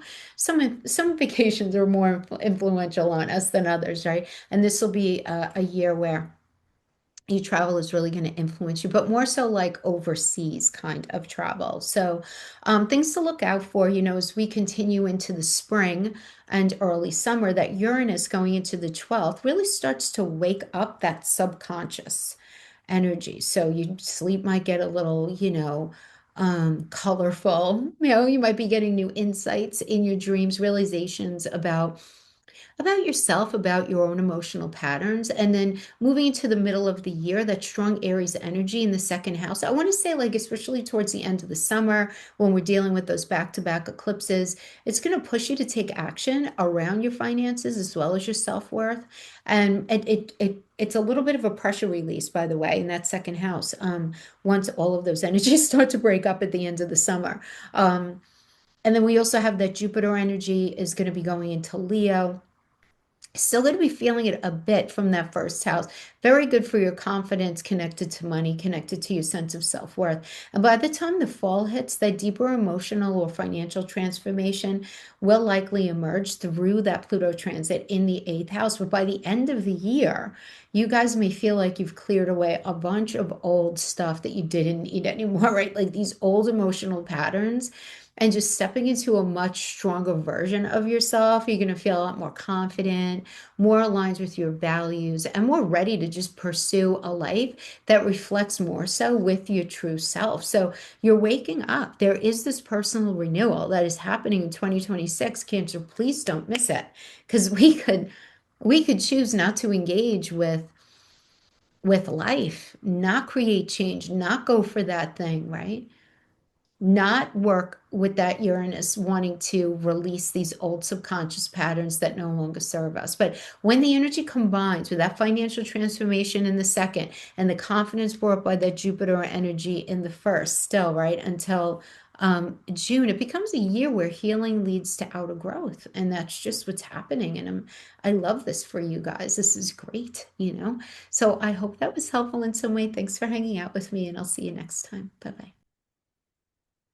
Hey Leo, I hope you guys are doing great. So we are looking at this April 26th, 2026, where Uranus is going into Gemini. This is happening in your 11th house. Let me just pull up your chart here. Okay. Let me just pull up your chart. Yes. So it's happening in your 11th house of friends, of networks, communities, audiences, long-term goals.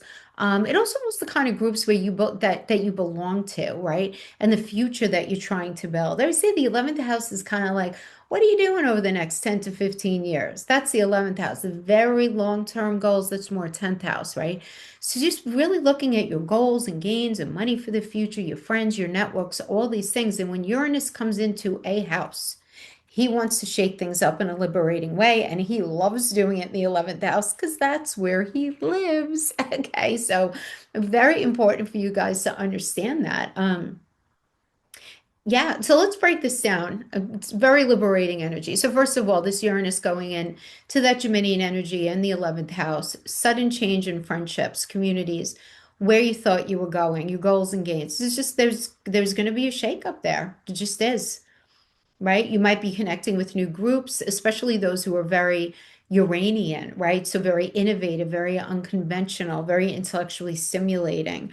Um, anything having to do with technology, very nice energy there, especially Gemini. Gemini is such a curious energy and communicative, very mentally active. So a lot of you are going to start engaging with communities connected to ideas, connected to very Geminian things, education, technology, writing, media, communication, anything like that.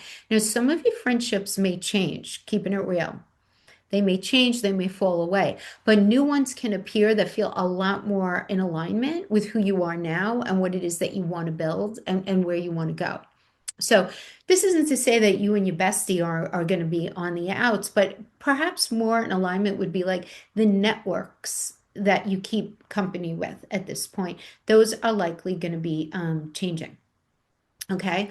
I do see a lot of Leo risings are probably going to suddenly gain visibility within groups or networks. Like, remember, the 11th house is the masses, right?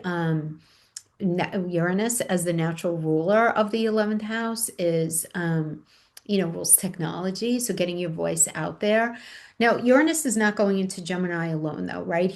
We have Sedna at 1 degree, a very early degree, and Venus at 2 degrees in that Geminian energy in the 11th house. So Venus is super helpful here, right? Because she brings harmony and a kind of attraction to not only your social life, but also just making connections and networks and friends in general.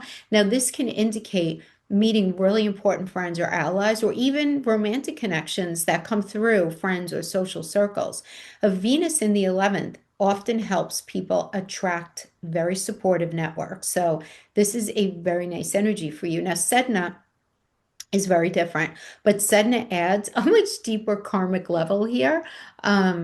Very emotional layer. Sedna placements often bring experiences that feel very karmic, that feel very meaningful in the moment, like you feel like connected, like you've kind of cut from the same cloth, so to speak. So some of the new people entering your life may feel like that, very destiny driven. Again, like you're from the same place, right? But also at the same time recognizing that a lot of these new people are very important for your future, right? And not that you're going to be using them in any way. It's just they're going to become part of your story and they're going to be important for your long-term growth. So the themes here are very connected to this idea of new connections, new community, new future possibilities, okay?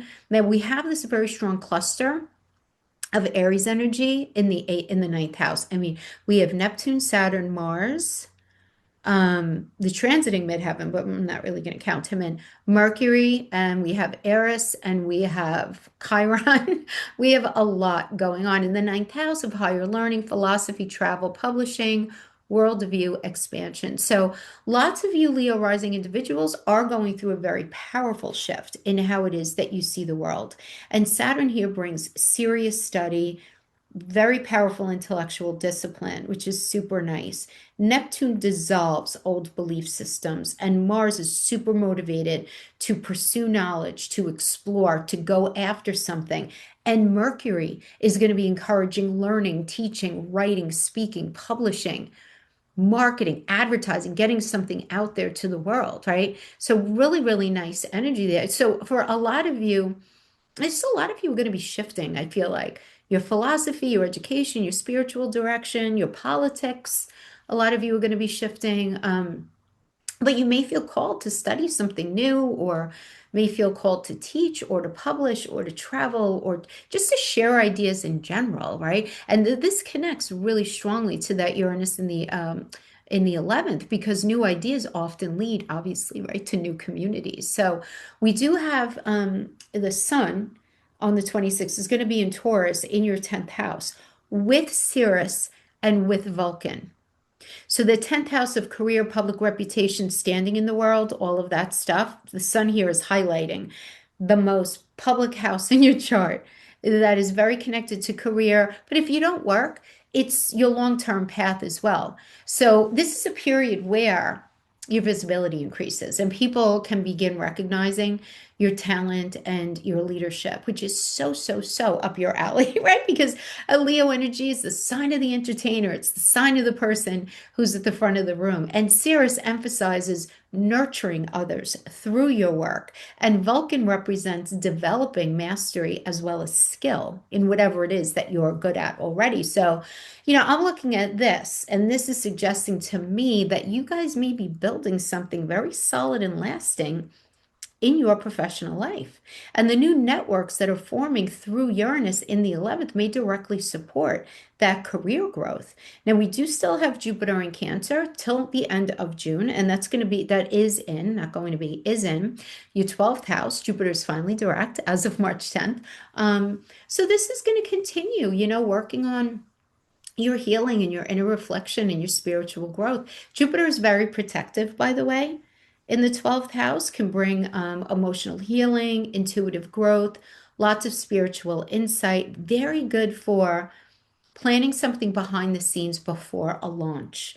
So, like, for example, if you're deciding to maybe, just give you an example, you want to start a podcast, you want to start a YouTube channel, getting all of your ducks in a row, doing research, doing all of that preparation, like not even really talking to anybody about it, you know what I mean? And doing a lot of this planning behind the scenes before, before some sort of release, because Jupiter is going to be going into your sign the end of June, which is going to be a year of beautiful energy for you guys.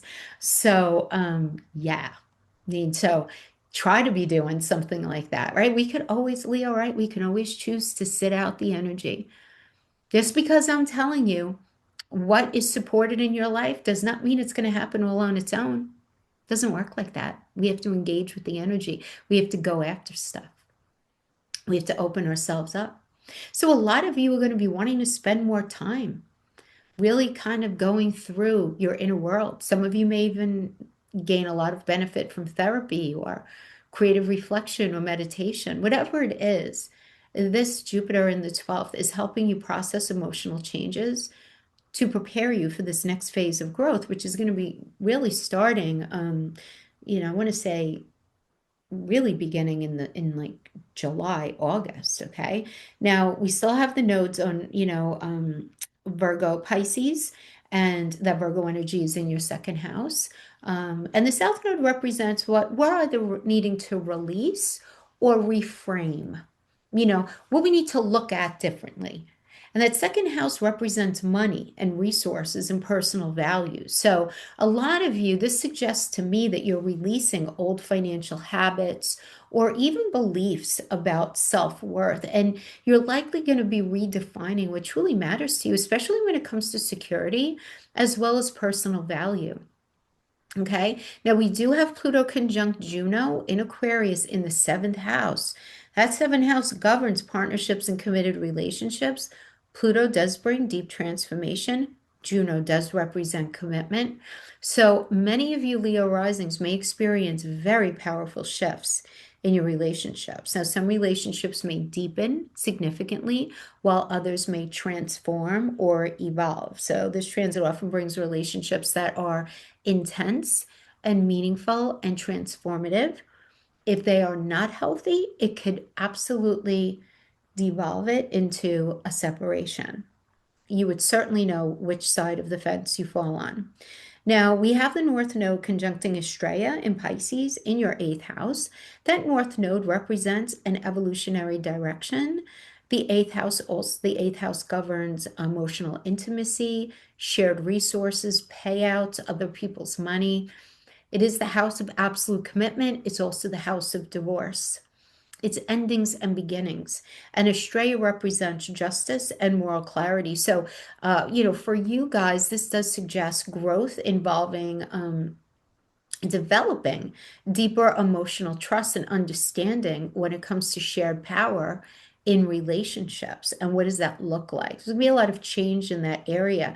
Now, this can also involve healing around finances and inheritance and shared resources. So, as the year rolls out, we have the spring is right at our fingertips here. That Uranus energy entering into the 11th is going to begin reshaping your social world, right? Again, meeting new people, joining new communities, getting involved in new projects. And once we get to the middle of the year, that powerful Aries energy in the ninth starts to break apart, right? Thank goodness, it's a good thing. It's like the heat is going to dissipate a little bit. So you're going to feel more comfortable to explore new ideas, study something meaningful, expand that worldview. By very late summer, your career may gain momentum as that sun's influence in the 10th house continues highlighting your professional path. Again, only because that is going to be the snapshot, right, of the energy once Uranus goes into Gemini. So all of that energy is going to be rolling out, right, throughout the year.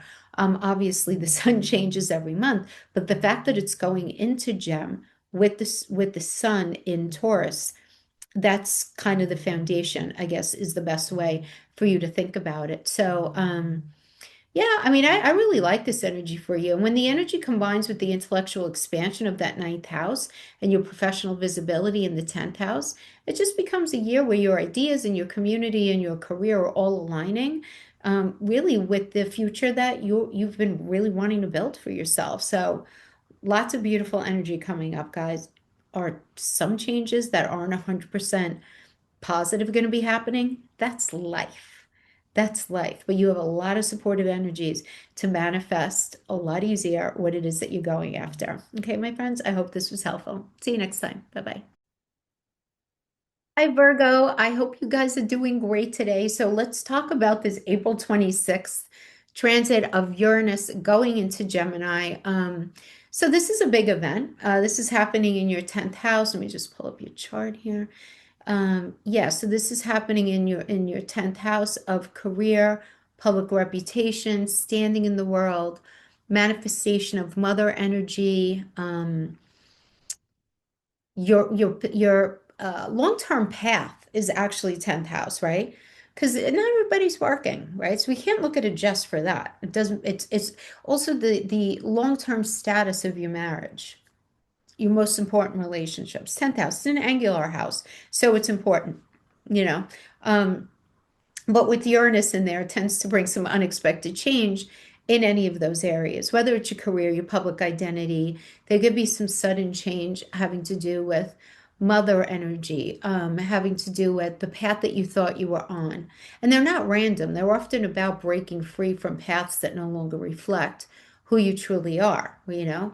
And what makes this especially interesting for me, which is why I'm going to do a video on it, is because Uranus is interacting with several other powerful placements all at the same time. So that's really what I want to break down because it's not just happening in isolation. So Uranus goes into Gemini in your 10th house, and this is signaling the beginning of a period where your career direction may change in surprising ways, or your life direction can change in a surprising way. Okay. Now, Uranus brings innovation and disruption. So, for the Virgo risings, especially, you really want to start exploring some new professional paths, some unconventional work, or industries connected to communication, media, technology, education, or information sharing, all of which resonate with Geminian energy. And then remember, Uranus rules technology. So doing something online would be really, really nice. Now, some of you may suddenly change careers, or you may suddenly launch some sort of independent venture. You're like, I'm going to start my own business, or I'm going to start a podcast, or whatever it is. Or a lot of you may become recognized for something unique, right? That you're doing. It's very much a transit that says like your professional life is evolving into something more authentic and future oriented. Even if you haven't figured it out yet, you're going to be figuring out as the year progresses, right? Now, that Uranus energy is not going into Gemini alone. Right next to it, we have Sedna at 1 degree, and we have Venus at 2 degrees, also in the 10th house. Now, Venus in the 10th can be super helpful for reputation and career visibility in a good way, in a fair way, right? Because Venus also does rule Libra, which the glyph are the scales, and she also rules Taurus, which is about, strong foundation. So nice energy in there. Some of you may attract new clients, collaborators, or professional allies that can ultimately help you on something that you're looking to manifest for yourself here. Now, Sedna adds a deeper emotional or karmic dimension. Sedna always does that, right? Wherever she is, this idea of like meaningful life stories unfolding. So nothing is everything feels very like kismet and karmic. You know what I mean? Like that's happening right now. If you're feeling that, it's completely on brand for Sedna in the 10th. So a lot of professional opportunities can show up during this time, and they may feel significant or destined as though they were all just kind of there waiting for you to become part of your larger path. And overall, this cluster in Gemini suggests career developments that involve, again, communication, speaking, teaching, writing, media, some sort of intellectual exchange. So take your pick in any of those, but you guys get the vibe there, right? Now we have a crazy cluster going on in Aries, and this is happening in your eighth house. We have we have Neptune, we have Saturn, we have Mars, we have Mercury, we have Eris, and we have Chiron going on in there in your eighth house of shared resources, financial entanglements, deep transformation, emotional intensity. Ugh, eighth house is a big house. Nothing to be scared there except ourselves and things that we don't want to admit to ourselves. But the eighth house could be the house of divorce. It could also be the house of absolute commitment. It's shared resources. So your partner's money or money that comes to you through ways that are not through your own hard work, at least initially. So that could be someone investing in a business, or it could be the payouts for a business, an investment that you made. It rules the stock market, it rules mortgages, it rules banks, right? You get the idea. So a very interesting house, right? It's very interesting. So a lot of you are going through this very powerful period of financial and psychological transformation. And Saturn here brings responsibility around these areas, around shared money, around taxes, debt, investments. Neptune simultaneously dissolves old financial structures or emotional attachments that we felt like we had to hold on to, otherwise we weren't going to be okay. Things are going to start feeling a lot differently there. Mars is in there to help motivate action around financial strategy. Mercury encourages research and planning and negotiating and getting your ducks in a row. And Chiron brings a lot of healing around vulnerability and around trust, while Eris is pushing you to question power dynamics that might not seem oh so fair to you. Okay.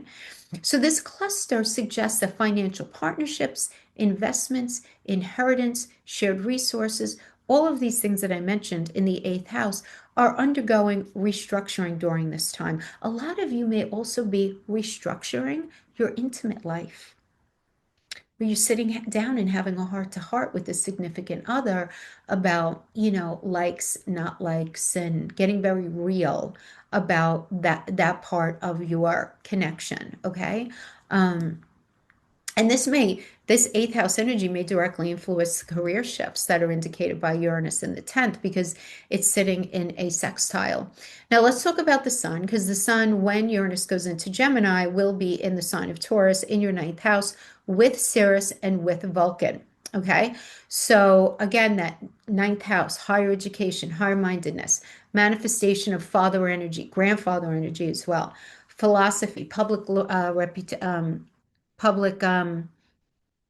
expectations, expanding your worldview, higher ed, publishing, marketing, advertising, long distance travel, religion, organized or otherwise. And the sun here highlights all of these things, this idea of exploration and personal growth. So a lot of you may feel really inspired to study something new or to teach or publish ideas or expand your knowledge in some way. Ceres here emphasizes nurturing wisdom and guidance, while Vulcan represents a skill building and mastery. So you have nice energy holding you up in that area. So typically what I'll see here is somebody who's developing expertise and sharing knowledge with other people. And interestingly, this really does connect quite nicely with this Uranus and Gemini in the 10th, because new knowledge or ideas can lead to those new career opportunities. Now, we do also still have Jupiter in Cancer in your 11th house. He loves being in there, so it's very supportive. Jupiter is going to be in Cancer until June, until the end of June. So we have quite a few months left to enjoy him in there. And for you guys, it's about friendships and networks and communities and your goals and gains in the next 10 to 15 years of your life, and collective goals, right? Goals that you might have. So Jupiter expands whatever he touches. So in this placement, it often brings helpful friends or networks that are supportive or groups that are supportive in some way or another. So you may meet people who help open doors for you professionally, or who may ultimately introduce you to some sort of new idea. Some of you may find that you're becoming part of a new community that ends up leading you onto a new career path. Now, we also have the nodes working here, that South Node in Virgo in your first house. This represents something that you're either releasing or reframing that's connected to your life path. So, with this in your first, you may be letting go of an old identity pattern, especially tendencies towards like overwork and perfectionism or excessive self-criticism, you know.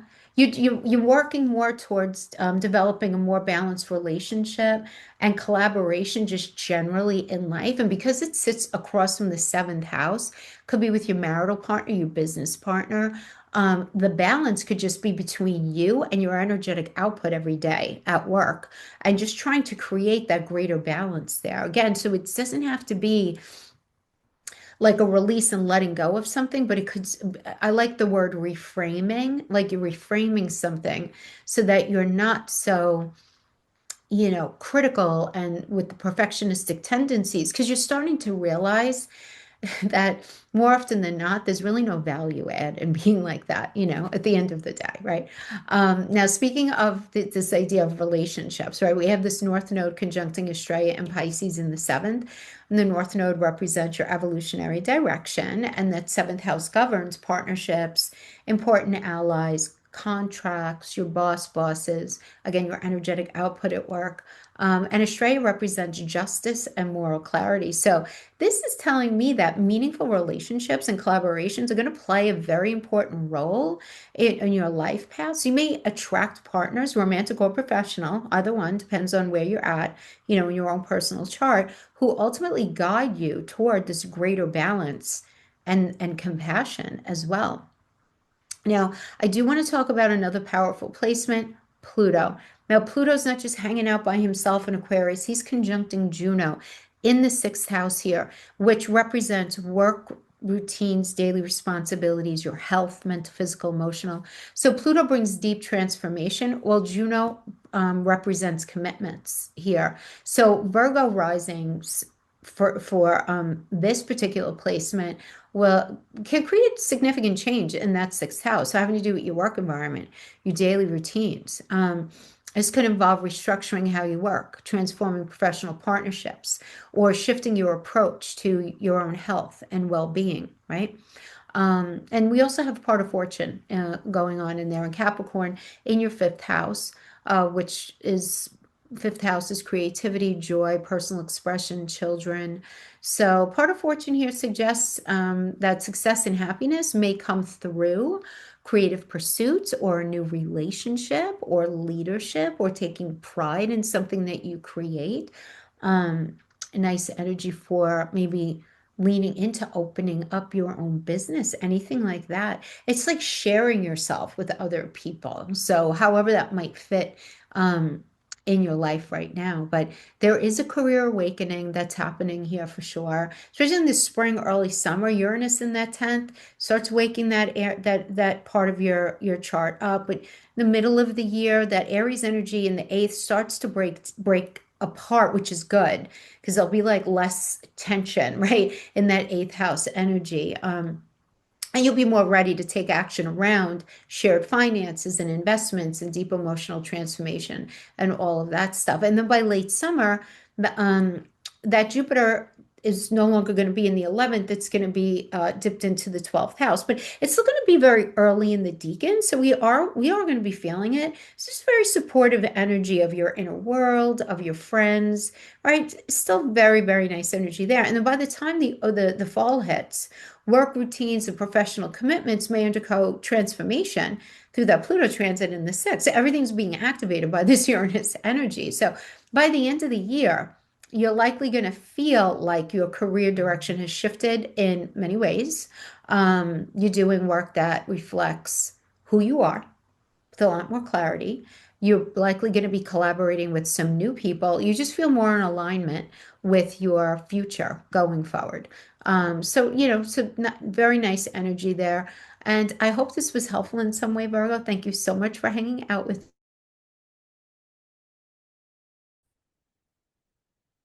Hi, Libra. I hope you guys are doing great. So, we're going to talk about this April 26, 2026, Uranus ingressing into Gemini. And again, we're using Whole House Astrology here.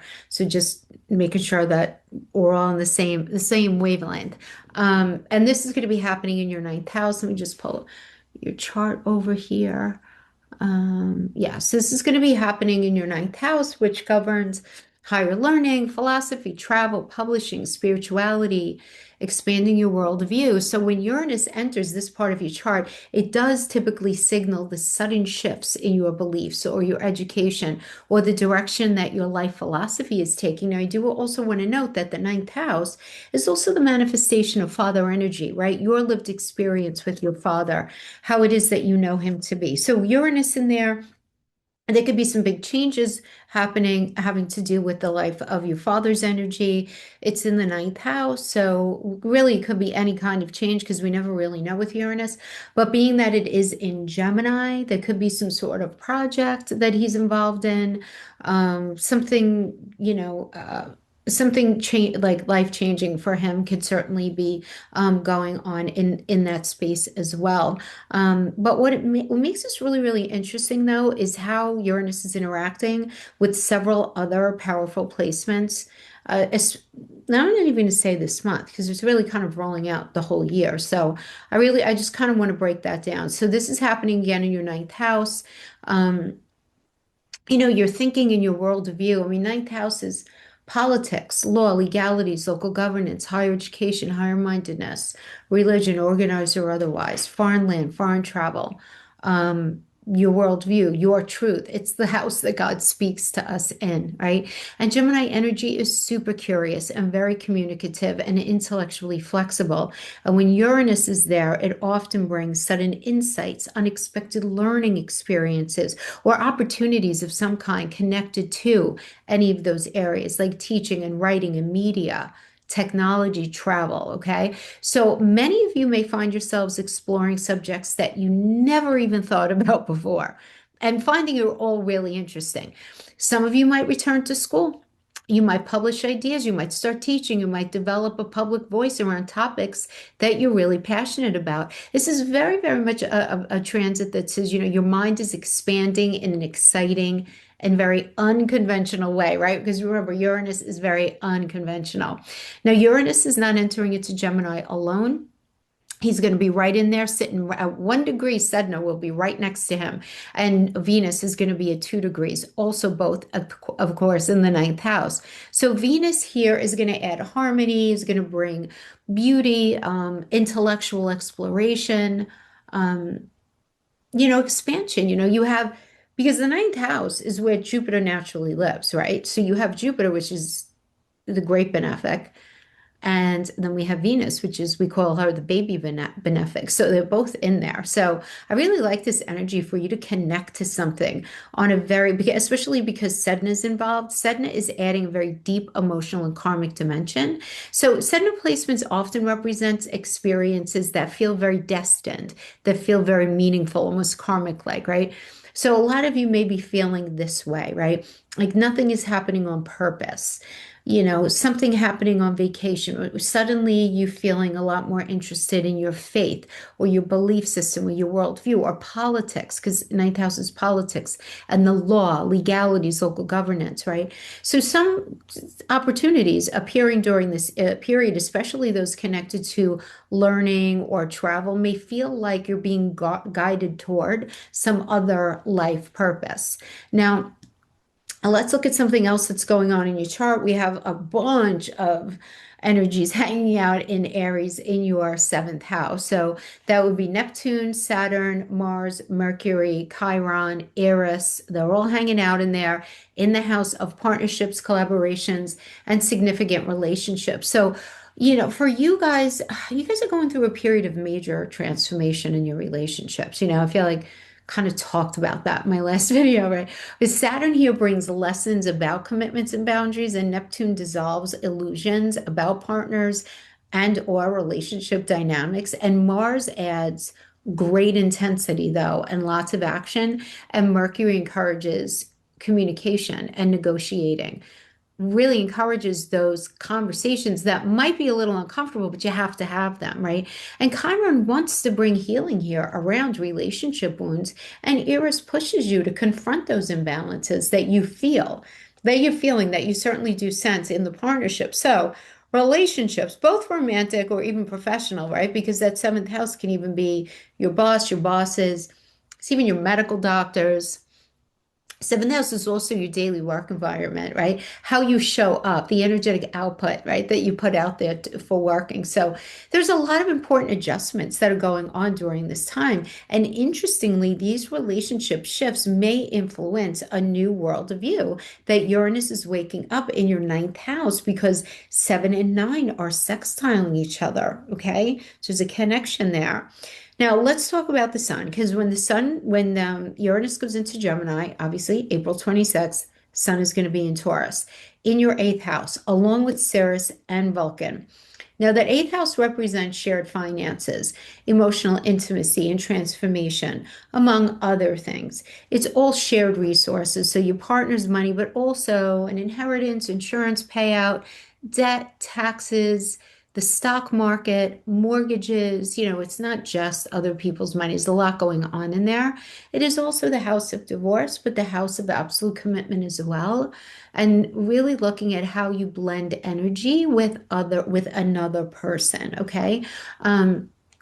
And the sun here highlights this very deep emotional processing in all of these areas. So for many of you, a lot of you may spend some time exploring financial partnerships, like really looking at your money, what's shared, who does what, how balanced are the scales in the relationship, not only money, but also intimacy and how life works. You could easily be looking at investments, inheritance matters, or emotional trust within a relationship as well, because some of you might be struggling a little bit with that emotional trust and relationship. So Ceres is in there emphasizing nurturance, emotional bonds, while Vulcan does represent building strength as well as resiliency. So you have some good energies in there to help you navigate those. So this is suggesting part of your growth during this period involves understanding deeper emotional as well as financial connections with other people.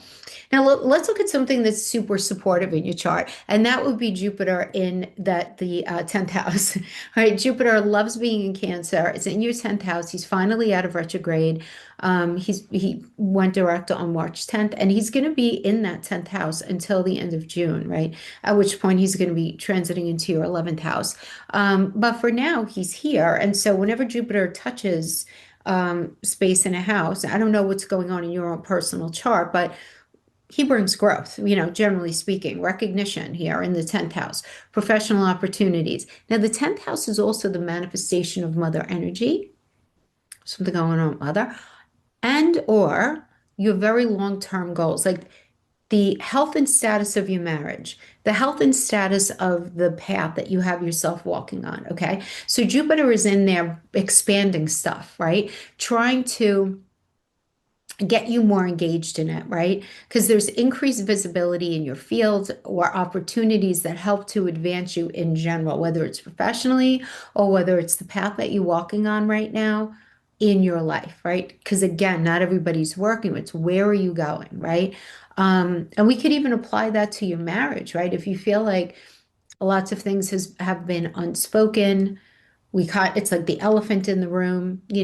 This kind of energy, now that Jupiter is direct, it really does support having those tough conversations, right? And the knowledge or the perspective gained through that Uranus energy that's in the ninth house may directly support your career expansion as well as benefiting the future path that you're on just in your life in general, okay? Now, you're also dealing with the South Node in Virgo in the 12th house, which represents subconscious patterns, emotional baggage, spiritual healing. It's rehabilitative areas as well, drug rehabs, prison, any sort of healing and supportive institution. It's the house of the nurse, the caretaker. It's also where we can get in our own way because it's the house of self-sabotaging behavior and also being a victim, right? And in that space, right? So you have the node in there in Virgo. So there's some reframing that's necessary. I like to say that rather. So I know a lot of people say South Node release, you have to let go. I just don't think that's I just don't think that's logical all the time to look at it just that way.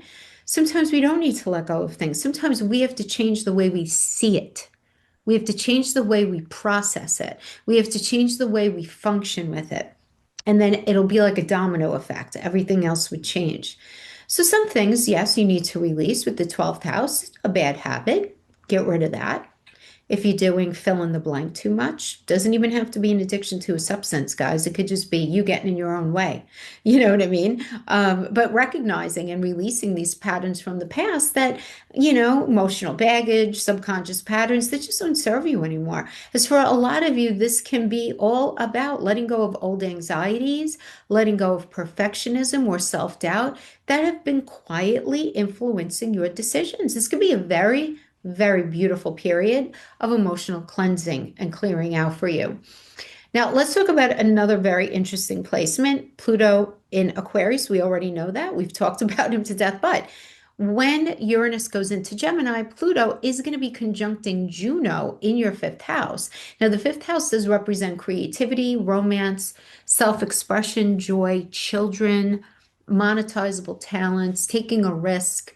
Now, Pluto brings deep transformation, right? While Juno represents commitment. So, Libra rising individuals in particular may experience very powerful emotional experiences connected to children, connected to creativity, connected to romance and your joy. Like you're going to be taking your happiness a lot more seriously. So, you may become deeply passionate about something with a child or an entrepreneurial effort or something that's just a romantic development or something that is just going to bring you happiness, right? Very transformative kind of breakthrough experience kind of energy there. So I really like that for you. Now we do have the North Node conjunct Astraea and Pisces in the sixth. Yeah, I mean, this is good energy for you. Actually, we have Pallas Athena in there also. Nice, nice. Moving in there. So the North Node represents your evolutionary direction. And the sixth house governs your work routines, your service, your health, mental, physical, emotional. And Astraea does represent justice and moral clarity. So this placement suggests that your life direction involves a deeper sense of meaningful service in your daily life or work than what it is that you've been doing. So you may feel very drawn toward helping people, right? Because Pisces is so helpful and so loving and so giving. You may feel drawn to improve some sort of like way that you do your responsibilities, improve systems, maybe in your work environment. Or you might just want to, improve your ethical values, right?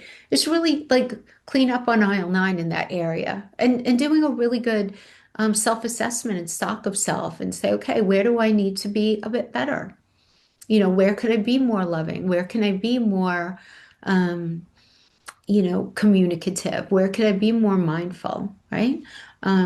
So that's just something, again, this is all just something to think about, right? But in the spring and early summer, Uranus, again, in that ninth house, really starts to wake up your curiosity around new subjects and meeting people and different cultures and questioning old beliefs. And by the middle of the year, relationship dynamics may intensify as that Aries energy actually starts to dissipate a bit. Because, initially you have just a major stellium in there. There's a lot of heat in there. So by the middle of the year, everybody's going to start breaking up and really going in their own direction, which will actually be very good because that's going to encourage direct conversation and adjustments in partnerships. By late summer, Jupiter in that 10th and then going into that 11th house may bring professional opportunities or recognition connected to the ideas or perspectives that you've been working on, that you've been trying to develop, even if it's just like your ideas and thoughts for the future, right? And by the time the fall hits, creative or romantic transformations connected to Pluto in the fifth, or even something going on with one of your children, may become a lot more visible. So by the end of the year, a lot of you may feel like your perspectives on life have expanded dramatically. You may be thinking differently, learning new things, meeting new people, and pursuing a path that feels a lot more in line with your personal truth. So really nice energy here, guys. Honestly, I feel like this is a good thing as long as you stay open to everything. Okay. So that is what I see for you. I'm actually going to just continue right now to our Scorpio rising friends. Scorpio, I hope you guys are doing amazing today. And we're going to discuss this Uranus going into Gemini on April 26th. This is going to be a big deal for you in your eighth house. Let me just make the adjustment in your chart here that I'm seeing. So that eighth house, it's a very important house. Obviously, it's very connected to investments and taxes and loans and inheritances and shared financial responsibility, shared resources in general. It's sex and intimacy. It's how you blend with others. It will our psychology. It's very connected to our anxiety and our need to control things, right? And so we have this going on here. So a lot of these changes may involve that are going on with Uranus in their conversations and contracts or a new way of thinking about financial partnerships, right? The eighth house is also endings and beginnings. So it could be life and death, it could be divorce and marriage, and thinking about kind of like the cyclical nature of life. Now, for some of you, Uranus here can also bring psychological breakthroughs where you suddenly understand emotional patterns that have been influencing your relationships. It's a transit that often does bring very deep personal awakening through emotional, or for some of you, even financial transformation. Now, Uranus is not going into Gemini alone. Right next to him, he's got Sedna at 1 degree in Gemini as well, and Venus at 2 degrees, both also in that eighth house. And Venus here softens the intensity of the eighth and can bring financial support, relationship healing, as well as deeper emotional intimacy. Now, in some cases, Venus in the eighth can indicate financial benefit through partnership, through inheritance, insurance payout, getting some help with taxes or debt or something like that. It's a good energy to go for a mortgage. I mean, it's just Venus in the eighth house. It's good mortgage energy if you are, looking to do something like that. Now, Sedna being there does add a very deep karmic and emotional layer. Sedna placements typically do. They represent stories connected to trust and betrayal and emotional resiliency here. So some of you may be processing very deep emotional themes connected to trust in relationships. But overall, this cluster in Gemini does suggest that important conversations and realizations about shared resources and emotional bonds may take place during this time, right? With that significant other or the business partner or that family member, right? Whatever it is. Now, in addition, we have this large cluster of planets in Aries in the sixth house: Neptune, Saturn, Mars, Mercury, Chiron, and Eris. Now, that sixth house is about daily routines, daily responsibilities, being of service, but it's also health, right? Mental, physical, emotional. So a lot of you are experiencing major transformations in your work life, in your daily habits, and others of you when it comes to your health. Now, Saturn here encourages discipline and responsibility in that environment, right? We did talk about that last video. Neptune dissolves those outdated routines, doing stuff that's just not good for you anymore.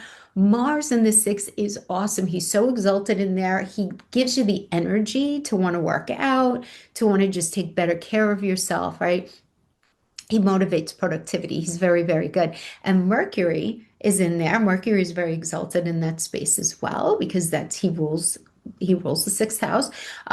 He's going to be emphasizing communication in the workplace, communication about your health, communication about your day-to-day responsibilities, and getting very real with yourself there. So really nice there. And Chiron is in there trying to bring some more healing work to bear fruit here, having to do with like stress, managing your health concerns. And Eris pushes you to challenge systems that just feel inefficient or unfair in your life when it comes to taking care of your health, when it comes to your daily work environment, your daily responsibilities, right? So during this time, many of you may restructure your daily schedule or rethink how you approach work or rethink how you approach your health. And interestingly, these changes in your daily life may connect directly with that deeper emotional transformation that's happening with that Uranus in the eighth because they are sitting in a sextile. Okay.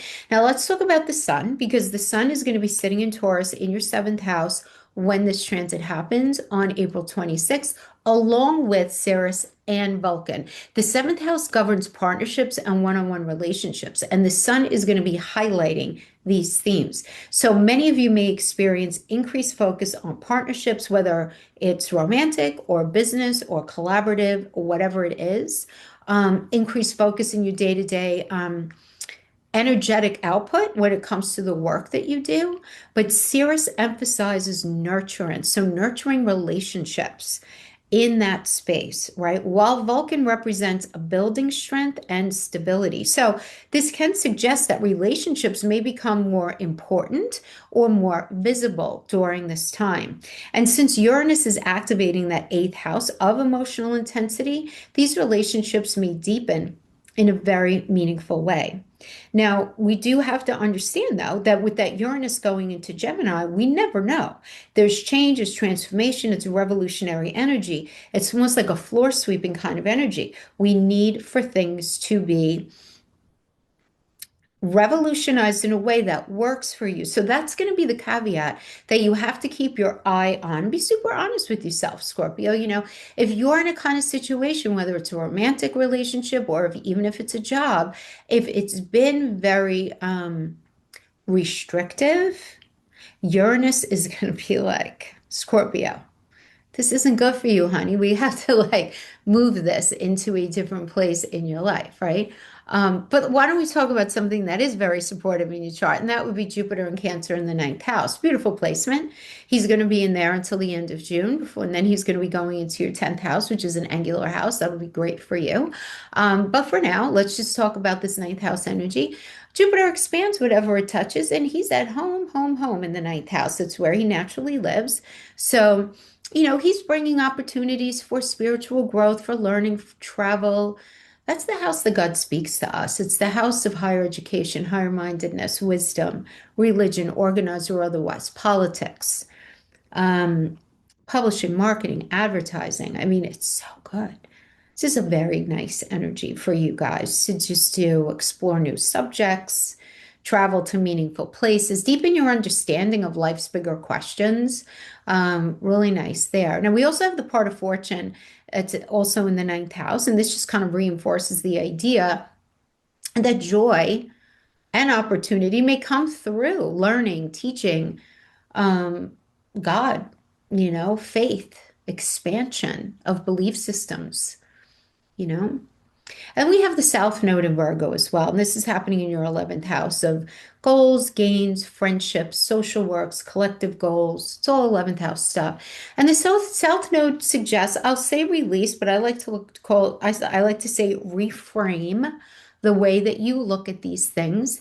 Patterns from the past, right? There's a lot of you are going to be letting go or reframing at the very least friendships or group dynamics that are just no longer in alignment with you or with your growth, and your social circle may change as you move forward towards a deeper emotional and creative experiences. Now, I want to talk about another what I think is a powerful placement. We have discussed Pluto and Aquarius several times, right? But Pluto's going to be conjuncting Juno in Aquarius in your fourth house. Well, the fourth house represents, again, home, family, emotional foundations. Pluto brings those deep transformations, while Juno represents commitment. So this suggests that home or family dynamics may undergo some powerful changes here. So some of you may transform your living situation. You may redefine family roles or experience deep emotional healing connected to your past. So some of you may be getting very serious about your emotional stability and, your home and feeling stable and secure in your life, right? Now, we also have the North Node is going to be conjuncting Estrella in Pisces in your fifth house. That North Node represents your evolutionary direction, and the fifth governs romance, creativity, joy, monetizable talents, your children.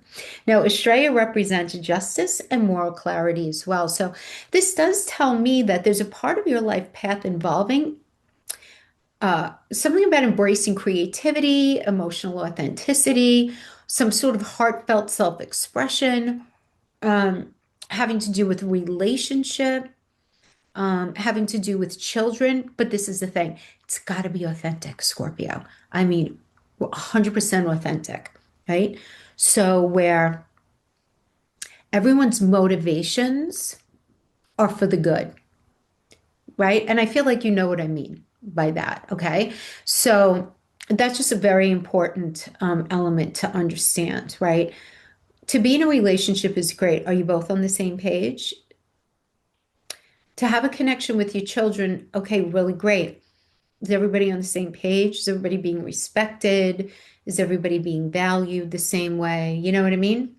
That kind of thing. Boundaries might be a thing that needs to be discussed. So, but just generally, having to do with the unfolding of these energies as we go into the spring and early summer, that Uranus in the eighth really starts to wake up those deep emotional and financial themes, right? That you'll likely experience. There's going to be a lot of conversations around shared resources, emotional trust may become really important.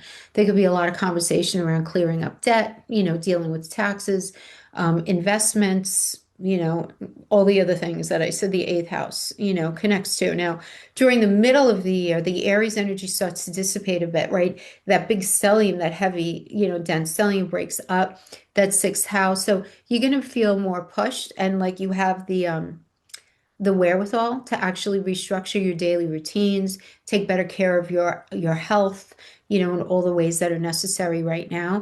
And then by the late summer, we have those eclipses, and by then the nodes will have changed. But Jupiter in the ninth, and then it's going to be in your 10th house. These opportunities, not only for travel and your belief system, but also that's when you're going to really start to feel some sort of benefit having to do with your long-term plans. For many of you, could be connected to your career. For others of you, could just be your long-term path. Okay. But by the end of the year, a lot of you are going to feel like you've experienced a very deep personal transformation where you may understand your own personal patterns a lot more clearly, and your relationships just feel a lot deeper, and your life direction a lot more aligned with your authentic self. So it's just a year of very deep transformation and emotional awakening. When the energy combines, right, with the intellectual growth in that ninth house and the creative expansion of your fourth, and it's sitting in that trine, it becomes a year where that emotional transformation opens the door to a much deeper understanding of yourself, which I think is amazing. All right, my friends. So I hope this was helpful in some way. Thank you so much for hanging out with me, and I will see you guys next time. Bye bye. Sagittarius, I hope you guys are doing great. Let's talk about this Uranus moving into Gemini. This is going to be happening in your seventh house of relationships and partnerships. It's not happening in isolation. There are a lot of other planetary events going on at the same time that's really going to shape how this ends up rolling out throughout 2026. So let's first talk about that Uranus and Gemini in the seventh, major shift in the area of relationships, partnerships, and alliances. Things like marriage and romantic partnership, business, contracts, important one-on-one relationships. It's also your doctors, it's your energetic output at work. Now, Uranus is the planet of surprise and awakening and freedom and sudden change. So wherever he goes, life tends to be a lot less predictable, but a lot more authentic. So when he's entering that seventh house for you guys, relationships can start to change and adjust in unexpected ways. Now, some of you may experience new sudden relationships that feel so exciting and unconventional. Others of you may begin redefining the structure of existing relationships, which would be great. Sometimes partnerships become more independent, more intellectual, less traditional, right? Because Uranus is in Gemini, communication absolutely becomes a major theme in the relationship. So you may find that conversations, ideas, and intellectual connection become extremely important in who you choose to partner with. And you may even feel quite challenged in your need to communicate yourself differently because we do have that Pluto energy in the third house. So if you're not already partnered, you're not already in some sort of contractual arrangement having to do with work, you may meet people through learning environments, social media, writing or teaching, networking in your local community. This transit begins a multi-year evolution in how you actually relate with other people. And there are a bunch of reasons why I say that. But let's talk about something that I think is really interesting, which is that particular moment that Uranus goes into Gemini. It's working with Venus as well as Sedna. That Venus is at 2 degrees and Sedna is at 1 degree in Gemini in that seventh house. Already loving it in there because Venus rules the seventh house naturally. Very relationship oriented. It brings attraction. It brings connection. It brings social engagement. It brings, benefic energy to any kind of contract. Now, when Uranus meets Venus, relationships can feel very exciting, very electric, a little unpredictable, right? You may meet people who are very different than you, right? Different from your usual type. They could be sudden attractions or fascinating new friends that evolve super quickly. And Sedna adds this other layer to it. Sedna is very texturing, right? She often brings things that feel very karmic, very emotionally significant, right? Meeting these people where it's like, oh, I feel like I've met them before. They're changing my path, that kind of thing, right? Because you're just going to feel like they're part of a bigger story. New people that you're meeting are part of a bigger story. And the big message here is that relationships are waking up in general in your life, right? Now, other things are happening. At the same time as this Uranus transit in Aries. Man, we have a lot of energies in Aries. We have Neptune, Saturn, Mars, Mercury, Chiron, Eris in that fifth house of creativity, romance, children, self-expression, passion projects, entrepreneurial projects. So, guys, honestly, like you may be experiencing this creative awakening during this period. And Saturn and Neptune together in the fifth, very, very interesting because Neptune dissolves old creative identities and old illusions that you might have had around a creative project or around something having to do with your children or a business, while Saturn begins building something that's a lot more real and a lot more structured. So some of you may take up a new hobby or creative passion and start turning it into something more serious. Others of you might be creating really healthy boundaries with your children or healthy boundaries with a business partner, right? But all of this is all for the good, right? Others of you may be redefining your relationship with romance and pleasure. Now, Mars in the fifth adds a lot of energy and a bunch of boldness. You may feel very motivated to pursue just things that truly excite you. And with Mercury there, this does suggest creativity, writing, any sort of communication project. With Chiron in the fifth, this might bring healing around self-expression or confidence in creativity. And Eris in the fifth, that can push you to express yourself a lot more authentically, even if it disrupts old expectations, right? All of this creative and romantic energy in the fifth actually feeds into that Uranus transit in the seventh house because it's in a sextile, right? And when you begin expressing that true self, the types of relationships that you attract naturally change. So let's also look at the sun, right? Because that April 26th energy that puts the sun in Taurus in your sixth house, but not alone, it's in there with Ceres and Vulcan. So the sixth house is very much about daily routines and work environments and health habits and responsibilities. So while relationships and creativity are evolving over here, there's also a focus on building stable routines and stabilizing some sort of health situation as well. Taurus energy tends to ground things. So to me, I feel like A lot of you are just going to be developing healthier habits, more sustainable, like work situations, better routines that work for you, that just generally support your physical well-being a lot more. Now, Ceres here does emphasize nourishment and care, while Vulcan relates to craftsmanship and skill development. So, really, there's a theme here of refining your daily life, like getting good, becoming really good at eating well, you know, exercising, doing all of the things that you need to do. Now, Jupiter is still in Cancer at this point. He will be until the end of June in your eighth house, which deals with shared resources, financial partnerships, deep emotional bonds, and transformation. And Jupiter tends to expand whatever house he occupies. So, lots of you are going to be experiencing growth through shared financial opportunities. The eighth house is also inheritance, insurance payouts, the stock market, mortgages, money coming from other avenues. Could be gaining support from a partner, could be a business partner, could be a romantic partner, just deeper emotional connections because this Uranus is activating the seventh house at the same time. So some partnerships could involve financial collaborations and shared investments. There may also be some emotional healing in a close relationship at the same time. Now, we also have the South Node in Virgo in the 10th, which represents career, public reputation, your life direction. And that South Node there does speak to releasing or reframing, right? Old career patterns or expectations that may have defined you for a really long time. So you're thinking differently here when it comes to where it is that you're going. Happy for what you were or whatever, having to do with your career or whatever was going on, but you're like vibing that you're no longer in alignment with it, you know? It no longer feels in alignment with who it is that you're becoming. So there's going to be a tweak in either your career or just the general path that you're taking in your life right now. Now, this doesn't necessarily mean leaving a career, but it can mean redefining what success actually means to you.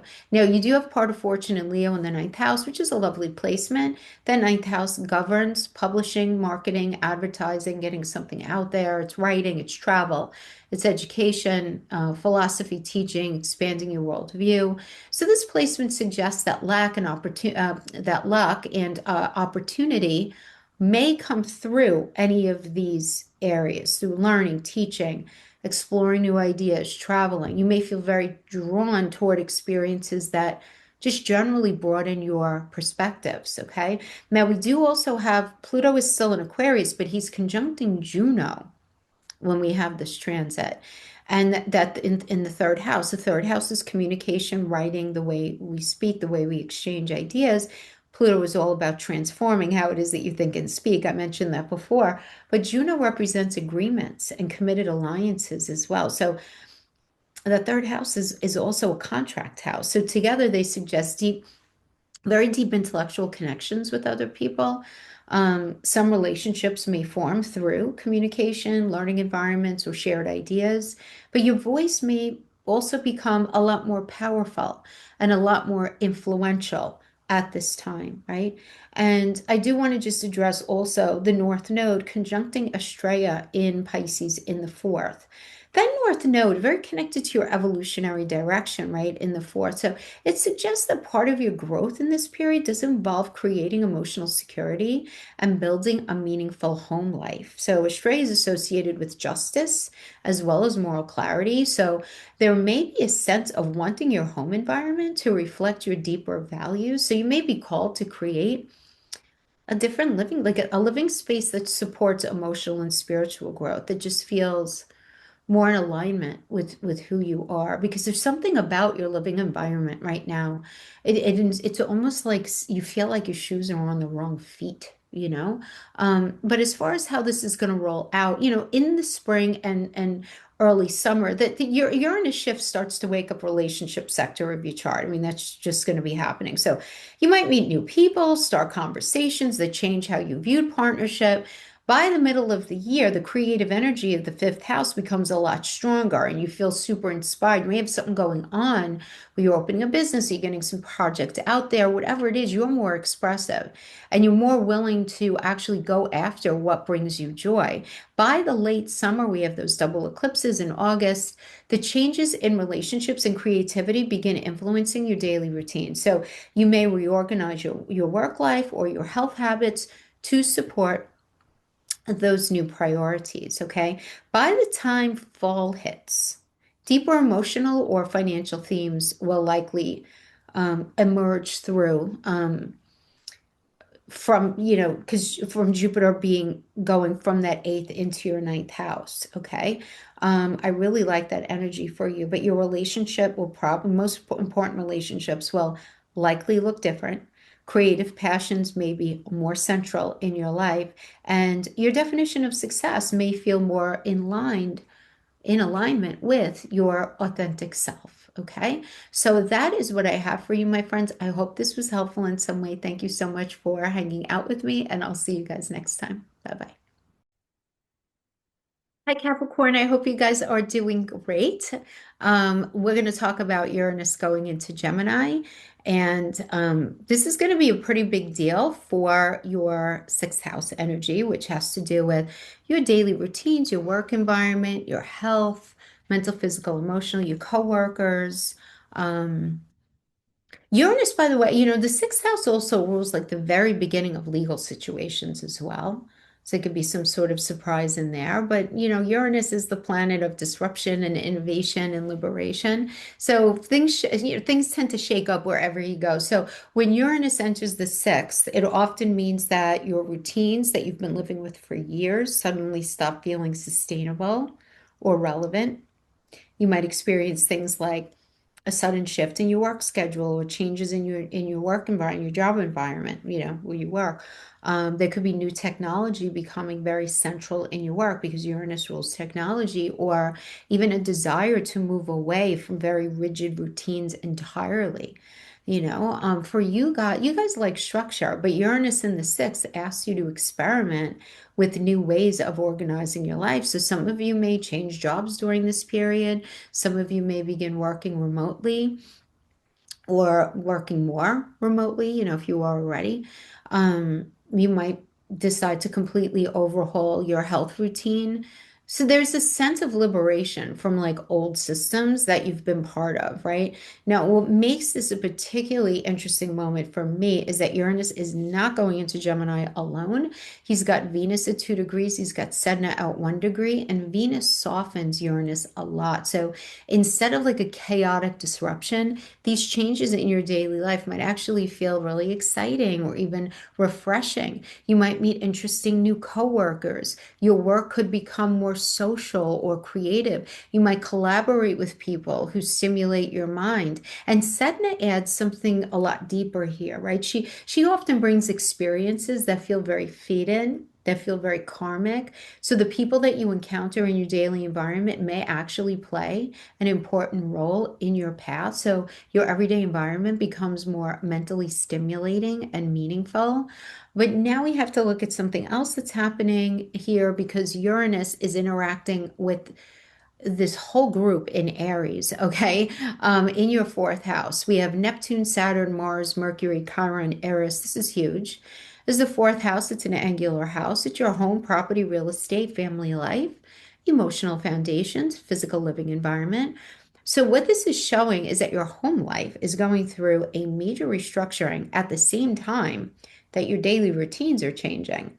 So let's unpack that because this Saturn and Neptune energy in the fourth often does bring a process of dissolving old emotional structures and building new ones, right? We spoke about that in the last reading. But sometimes this shows up as a move. Sometimes this shows up as renovating a home, and sometimes it's a lot deeper than that. It could be the realization that the way your family dynamics have worked in the past simply is not going to work anymore. So Saturn wants to build something stable. Neptune dissolves those old emotional patterns. So there can be a period where things feel uncertain before new foundations form. Now, Mars in the fourth adds activity and urgency, right? A lot of chutzpah, a lot of gumption there, right? So you may feel very motivated to take action about your living conditions. You might want to move faster than other people in your family or in your life are ready for. And Mercury here does suggest that important conversations about home or family matters are happening really throughout the year here, okay? Because this is really setting the foundation. And we also have Chiron here in the fourth, bringing emotional healing connected to family history or childhood patterns. There's a lot of like simultaneous healing there as well. And then finally, Eris here suggests that truth may surface within family dynamics. How someone really feels, what's really going on. So this is a year where you guys may really redefine actually what home means to you. And while all of this restructuring is happening in the background, something really nice is happening in another part of your chart. That Sun in Taurus in the fifth house, along with Sirius and Vulcan, very nice creativity, joy, romance, children, personal expression. So even though the year may involve changes in your home when it comes to your emotional security and your daily routines and all of that, there's also this strong push to reconnect with what makes you happy. So you might feel a little more creative. You might want to explore some old hobbies again. You might spend more time with children or creative projects. The fifth house reminds us that life isn't only about responsibilities, right? What is that? All work, no play makes Jack a very remember that from The Shining, I think? I'm not remembering it. All work and no play makes Jack a very unhappy boy. Oh, but this period is really trying to push you to get in touch again with your joy and your expression. Okay. Now, another important transit that's going to be happening is this Jupiter in Cancer still. Jupiter is still in that Cancer energy, getting, moving closer and closer to Leo now that he is out of retrograde officially since March 10th.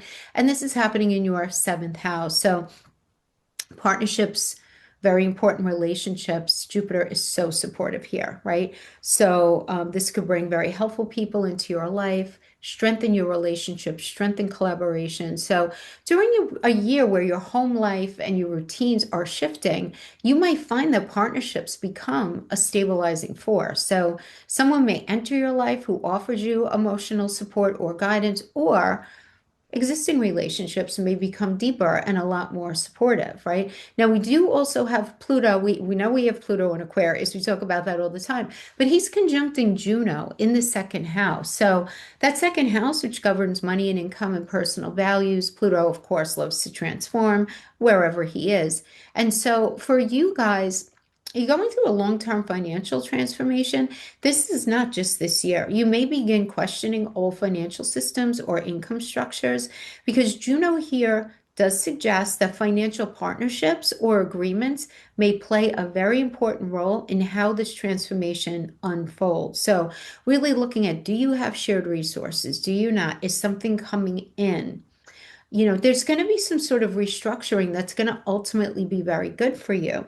Now, we also have the North Node conjuncting Estrella and Pisces in the third house, which governs communication, writing, learning, teaching, siblings, extended family, your neighborhood, your neighbors. And that North Node represents your evolutionary path. So this suggests that part of your growth in this period involves speaking and sharing ideas and communicating truth. And Estrella is associated with justice and moral clarity. So you may be talking about what's fair, what's not fair. And some of you may feel called to educate, to guide, or even advocate for something meaningful. And this really aligns nicely with the Uranus in Gemini, which also activates communication and intellectual growth. So, let's just kind of unpack time-wise here, right? So in the spring, into the early summer, the Uranus transit begins to shift your routines. Your work environment, your daily schedule, they begin to change. At the same time, we have the family, home-related matters are likely going to demand attention. Maybe you have things going on with your children or your spouse, whatever it is. will demand your attention. In the middle of the year, the connection between the fourth house and the sixth house becomes obvious. So changes at home begin influencing your work life, your daily habits. You might restructure your entire schedule around some sort of new living situation. Okay. By late summer, though, the creative energy of the fifth becomes a lot stronger, and you're just prioritizing your joy and happiness a lot more differently. Um, by the time the fall hits, Pluto in that second house can bring some important realizations about finances and personal values. And then by the end of 2026, many of you may feel like you've been reorganized literally from the inside out. Your routines look different, your home environment may feel different, but the overall direction of your life will likely feel a lot more authentic, a lot more in alignment with, who you're becoming, right? So, beautiful energy here, you know. Home foundation shifting, daily routines evolving, financial priorities are transforming, new partnerships and creative outlets help support that process. So it's a year where, you're being asked to build structures that truly support who you are, you know. So really nice, Capricorn. That is what I have for you. I hope this was helpful in some way. Take care. Hey Aquarius, I hope you guys are doing amazing today. Let's talk about April 26th when Uranus moves into Gemini, activating your fifth house. But what makes this extra powerful is how Uranus is interacting with several other placements happening at the same time. And that's what I wanted to discuss with you. So, Uranus, Gemini, fifth house. What is the fifth house? It's children, it's creativity, it's falling in love, love affairs, romance, monetizable talents, having your own business, passion projects, all those great things. It's the house of fun and joy and taking chances and vacations. It's a very nice energy, right? It's part of our chart where we express our individuality and where we allow ourselves to just enjoy life. It's where inspiration lives, right? So Uranus is the planet of awakening and surprise and innovation and freedom. So when it goes into the fifth, a lot of you guys are going to be feeling this creative spark that you haven't felt before. Maybe you're falling in love. Maybe you are finding a monetizable talent, you're deciding to open a business, whatever it is, you feel pulled towards starting something like a relationship or creative project, or feel pulled towards writing or speaking or performing or teaching, sharing ideas, expressing yourself and sharing yourself in ways that you would never have expected, right? Now, this often pushes people in this position to break out of old creative limits, break out of old patterns and relationships that just don't suit you, right? So you might find yourself exploring interests or being away in relationships that you never even considered before. Your romantic life can just become a lot more exciting, a lot more unpredictable. Uranus tends to bring people into your life here who are unusual, intellectually stimulating, very different from your usual type. So relationships and creativity both begin to feel a lot more alive, a lot more spontaneous. And something else that's interesting here is that Uranus going into Gemini, it's not happening alone. Venus is at 2 degrees. Sedna is at 1 degree in Gemini as well. And Venus in the fifth enhances creativity, romance, artistic expression, and pleasure, and wonderful for relationships. I mean, attraction can feel very electric. New romantic connections can just happen very suddenly. Or existing relationships can become a lot more playful, a lot more mentally stimulating. And Sedna adds a much deeper emotional layer here because Sedna brings experiences that feel very fated, very karmic. So, you're meeting people who can feel like, oh, this person, like they're going to play an important role in my life. You know what I mean? It's not like a one and done kind of thing.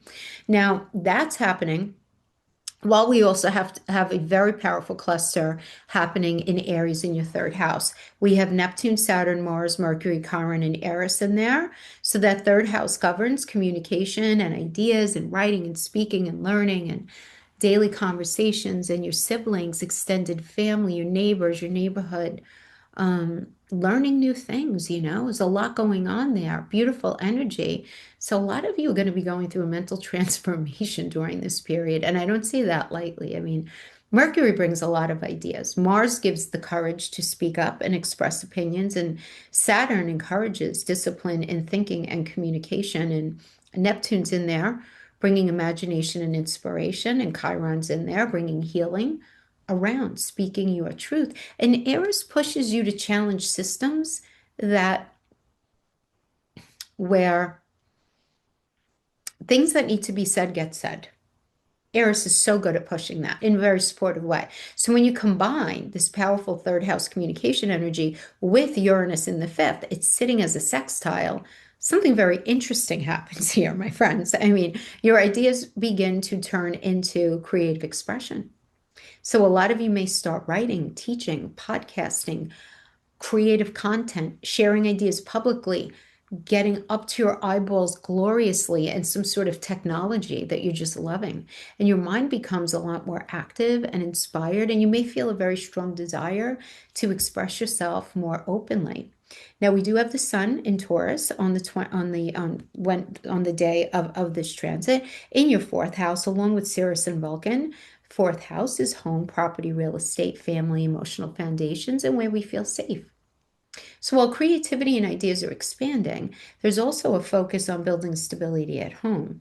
Because the Taurus energy brings grounding and comfort, so you may spend time improving your living space or strengthening family connections or creating a home environment that supports your creativity. Sirius here emphasizes nurturing, right? It's all about nurturing and emotional care. So while Vulcan represents craftsmanship and skill and becoming really good at something. So some of you may realize where you're in this energetic situation where you're home, you're trying to develop something or build something very meaningful, right? Whether it's creative work or just simply very strong emotional foundation. Now, Jupiter is still in Cancer all the way until the end of June in your sixth house of work habits, health routines. So this could bring improvements in your daily life. You might start developing healthy routines, improving your working conditions, or finding ways to organize your schedule so that your life feels more balanced. Some of you may be getting some new job opportunity. Cancer energy also emphasizes emotional well-being here. So part of your growth this year may be involving creative routines that support your physical as well as your emotional health. Making time for the most important things, including your health, including your mental health, physical health, all of that, right? Now, we do have the South Node in Virgo as well in the eighth, which deals with shared resources, emotional entanglements, and deep psychological patterns. And the South Node here suggests releasing or reframing something from the past when it comes to sex, intimacy, shared resources, debt, taxes, other people's money, the stock market, mortgages, how we blend and become we. So there can be some reprocessing in how you show up actually as a we. So some of you may be letting go of old emotional attachments or financial dependencies that no longer feel healthy. And you may start seeking more independence in both emotional and financial matters. Now, we also have Pluto still in Aquarius, but now he's going to be conjuncting Juno. So this is a huge one because the first has happening in the first. And this represents your identity, your personality, the way you show up in the world. And Pluto, all about transformation. This brings this big personal empowerment, but Juno represents commitment and meaningful partnership. So with Pluto and Juno in the first, a lot of you may be going through a major personal transformation. You may feel stronger, more authentic, and less willing to live in accordance with other people's expectations. Relationships may also change because you're changing. People may see you differently. They may you may just be attracting like a different kind of person, a different kind of connection. And the North Node is conjuncting Estrella at the same time in Pisces in the second. So this is going to really encourage you to build your self-worth, very stable energy, really get kind of straight with your personal resources and your sense of self and your self-esteem, because Estrella represents justice and moral clarity, and it's getting really clear with yourself, right? You looking at the part of your life that involves your values and your income and your sense of self-worth and what feels authentically meaningful to you. This may be a year where you begin recognizing your value more clearly and building resources that that reflect that. But by the time this year ends, my friends, I mean, you're going to feel like you stepped into a much more powerful version of yourself. Your voice is stronger, your creativity becomes more visible. Um, and your life is just reflecting ideas and and and passions that truly inspire you. So that is what I have for you, my friends. I hope this was helpful in some way. See you next time. Hi, Pisces. I hope you guys are doing great. Let's talk about this April 26th transformation happening in the fourth house of home, family, emotional foundations. This is not happening in a vacuum. There's a lot of other things going on. So I want to talk about them all together. But let's start with Uranus and Gemini in the fourth, changes around your living environment, family dynamics, your roots and upbringing, and the place where you feel emotionally secure. Now, Uranus is the planet of surprise, awakening, and liberation. So wherever Uranus goes, he tends to shake things up so that we can build something more authentic. So for you guys, Uranus in the fourth brings unexpected shifts in that fourth house energy, right? In your home life. Some of you may move to a new location. Others may renovate or reorganize your living space. Some of you may experience changes in your family dynamics or begin redefining what home really means to you. But Uranus also represents freedom. So the deeper message here is about creating a home environment that truly reflects who it is that you are becoming. Now, what makes this especially interesting is that Uranus enters Gemini alongside Venus and Sedna. Venus is at 2 degrees, Sedna is at 1 degree. And Venus brings beauty and harmony and comfort to home environments. It can inspire decorating or improving the energy in your home, the living space, or just creating a home that feels a lot more welcoming and a lot more creative, you know. When Uranus connects with Venus, changes in the home can actually feel exciting and refreshing rather than disruptive, right? So you might feel inspired to create a living space that reflects your personality more in alignment with like you and your family, right? Now with Sedna in the mix, Sedna always adds a very deep emotional layer, bringing experiences that feel very karmic, very emotionally meaningful, especially in relation to family patterns or personal history, feeling like something is pre-written. It's like this is the way that it's supposed to be. So for a lot of you, this period may involve a lot of healing, old family dynamics, or understanding your roots in some way. Okay. Now at the same time, we do have a powerful cluster in Aries in your second house that include Neptune, Saturn, Mars, Mercury, Chiron, and Eris. Who? That second house represents money, resources, self-worth, personal values. It is also very connected to the general health of your internal organs. I want to just throw that in there. There's some sort of major transformation around your finances and your self-worth during this period because you're being encouraged to build financial stability through discipline, through long-term planning. And Neptune can dissolve those old beliefs about monies, about money, about values, about not doing the right thing with your money. Mars comes in, right? He's there and he's bringing a lot of motivation to pursue income or resources a lot more actively. Mercury is encouraging you to think and plan for the future when it comes to finances. Chiron can bring a lot of healing around self-worth and even financial confidence. He's very good at that.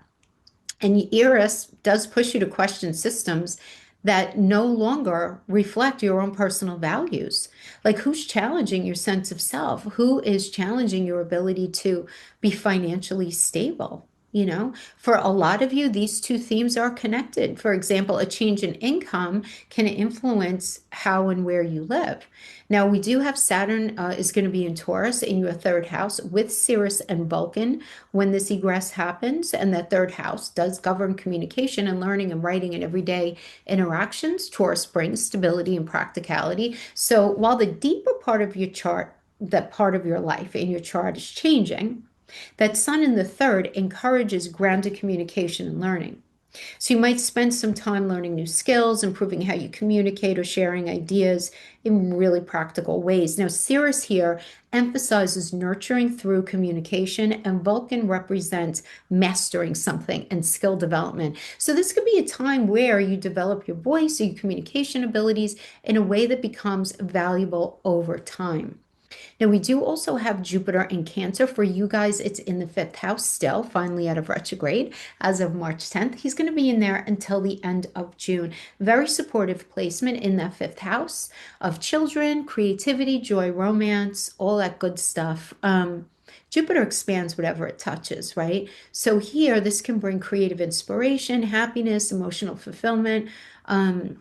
Feeling more connected with your children. Very nice for relationship energy there. Very nice for romantic connection as well. But you may feel very drawn toward creative projects, toward hobbies, artistic pursuits, or just spending more time with your kids. Romantic opportunities can also increase between now and the end of June. This placement does add a sense of joy and emotional warmth, to that part of your life for sure. Even if things are a little challenging, right, on the home front or whatever, like that little part of your chart is very like it's nice, right? It's nice there.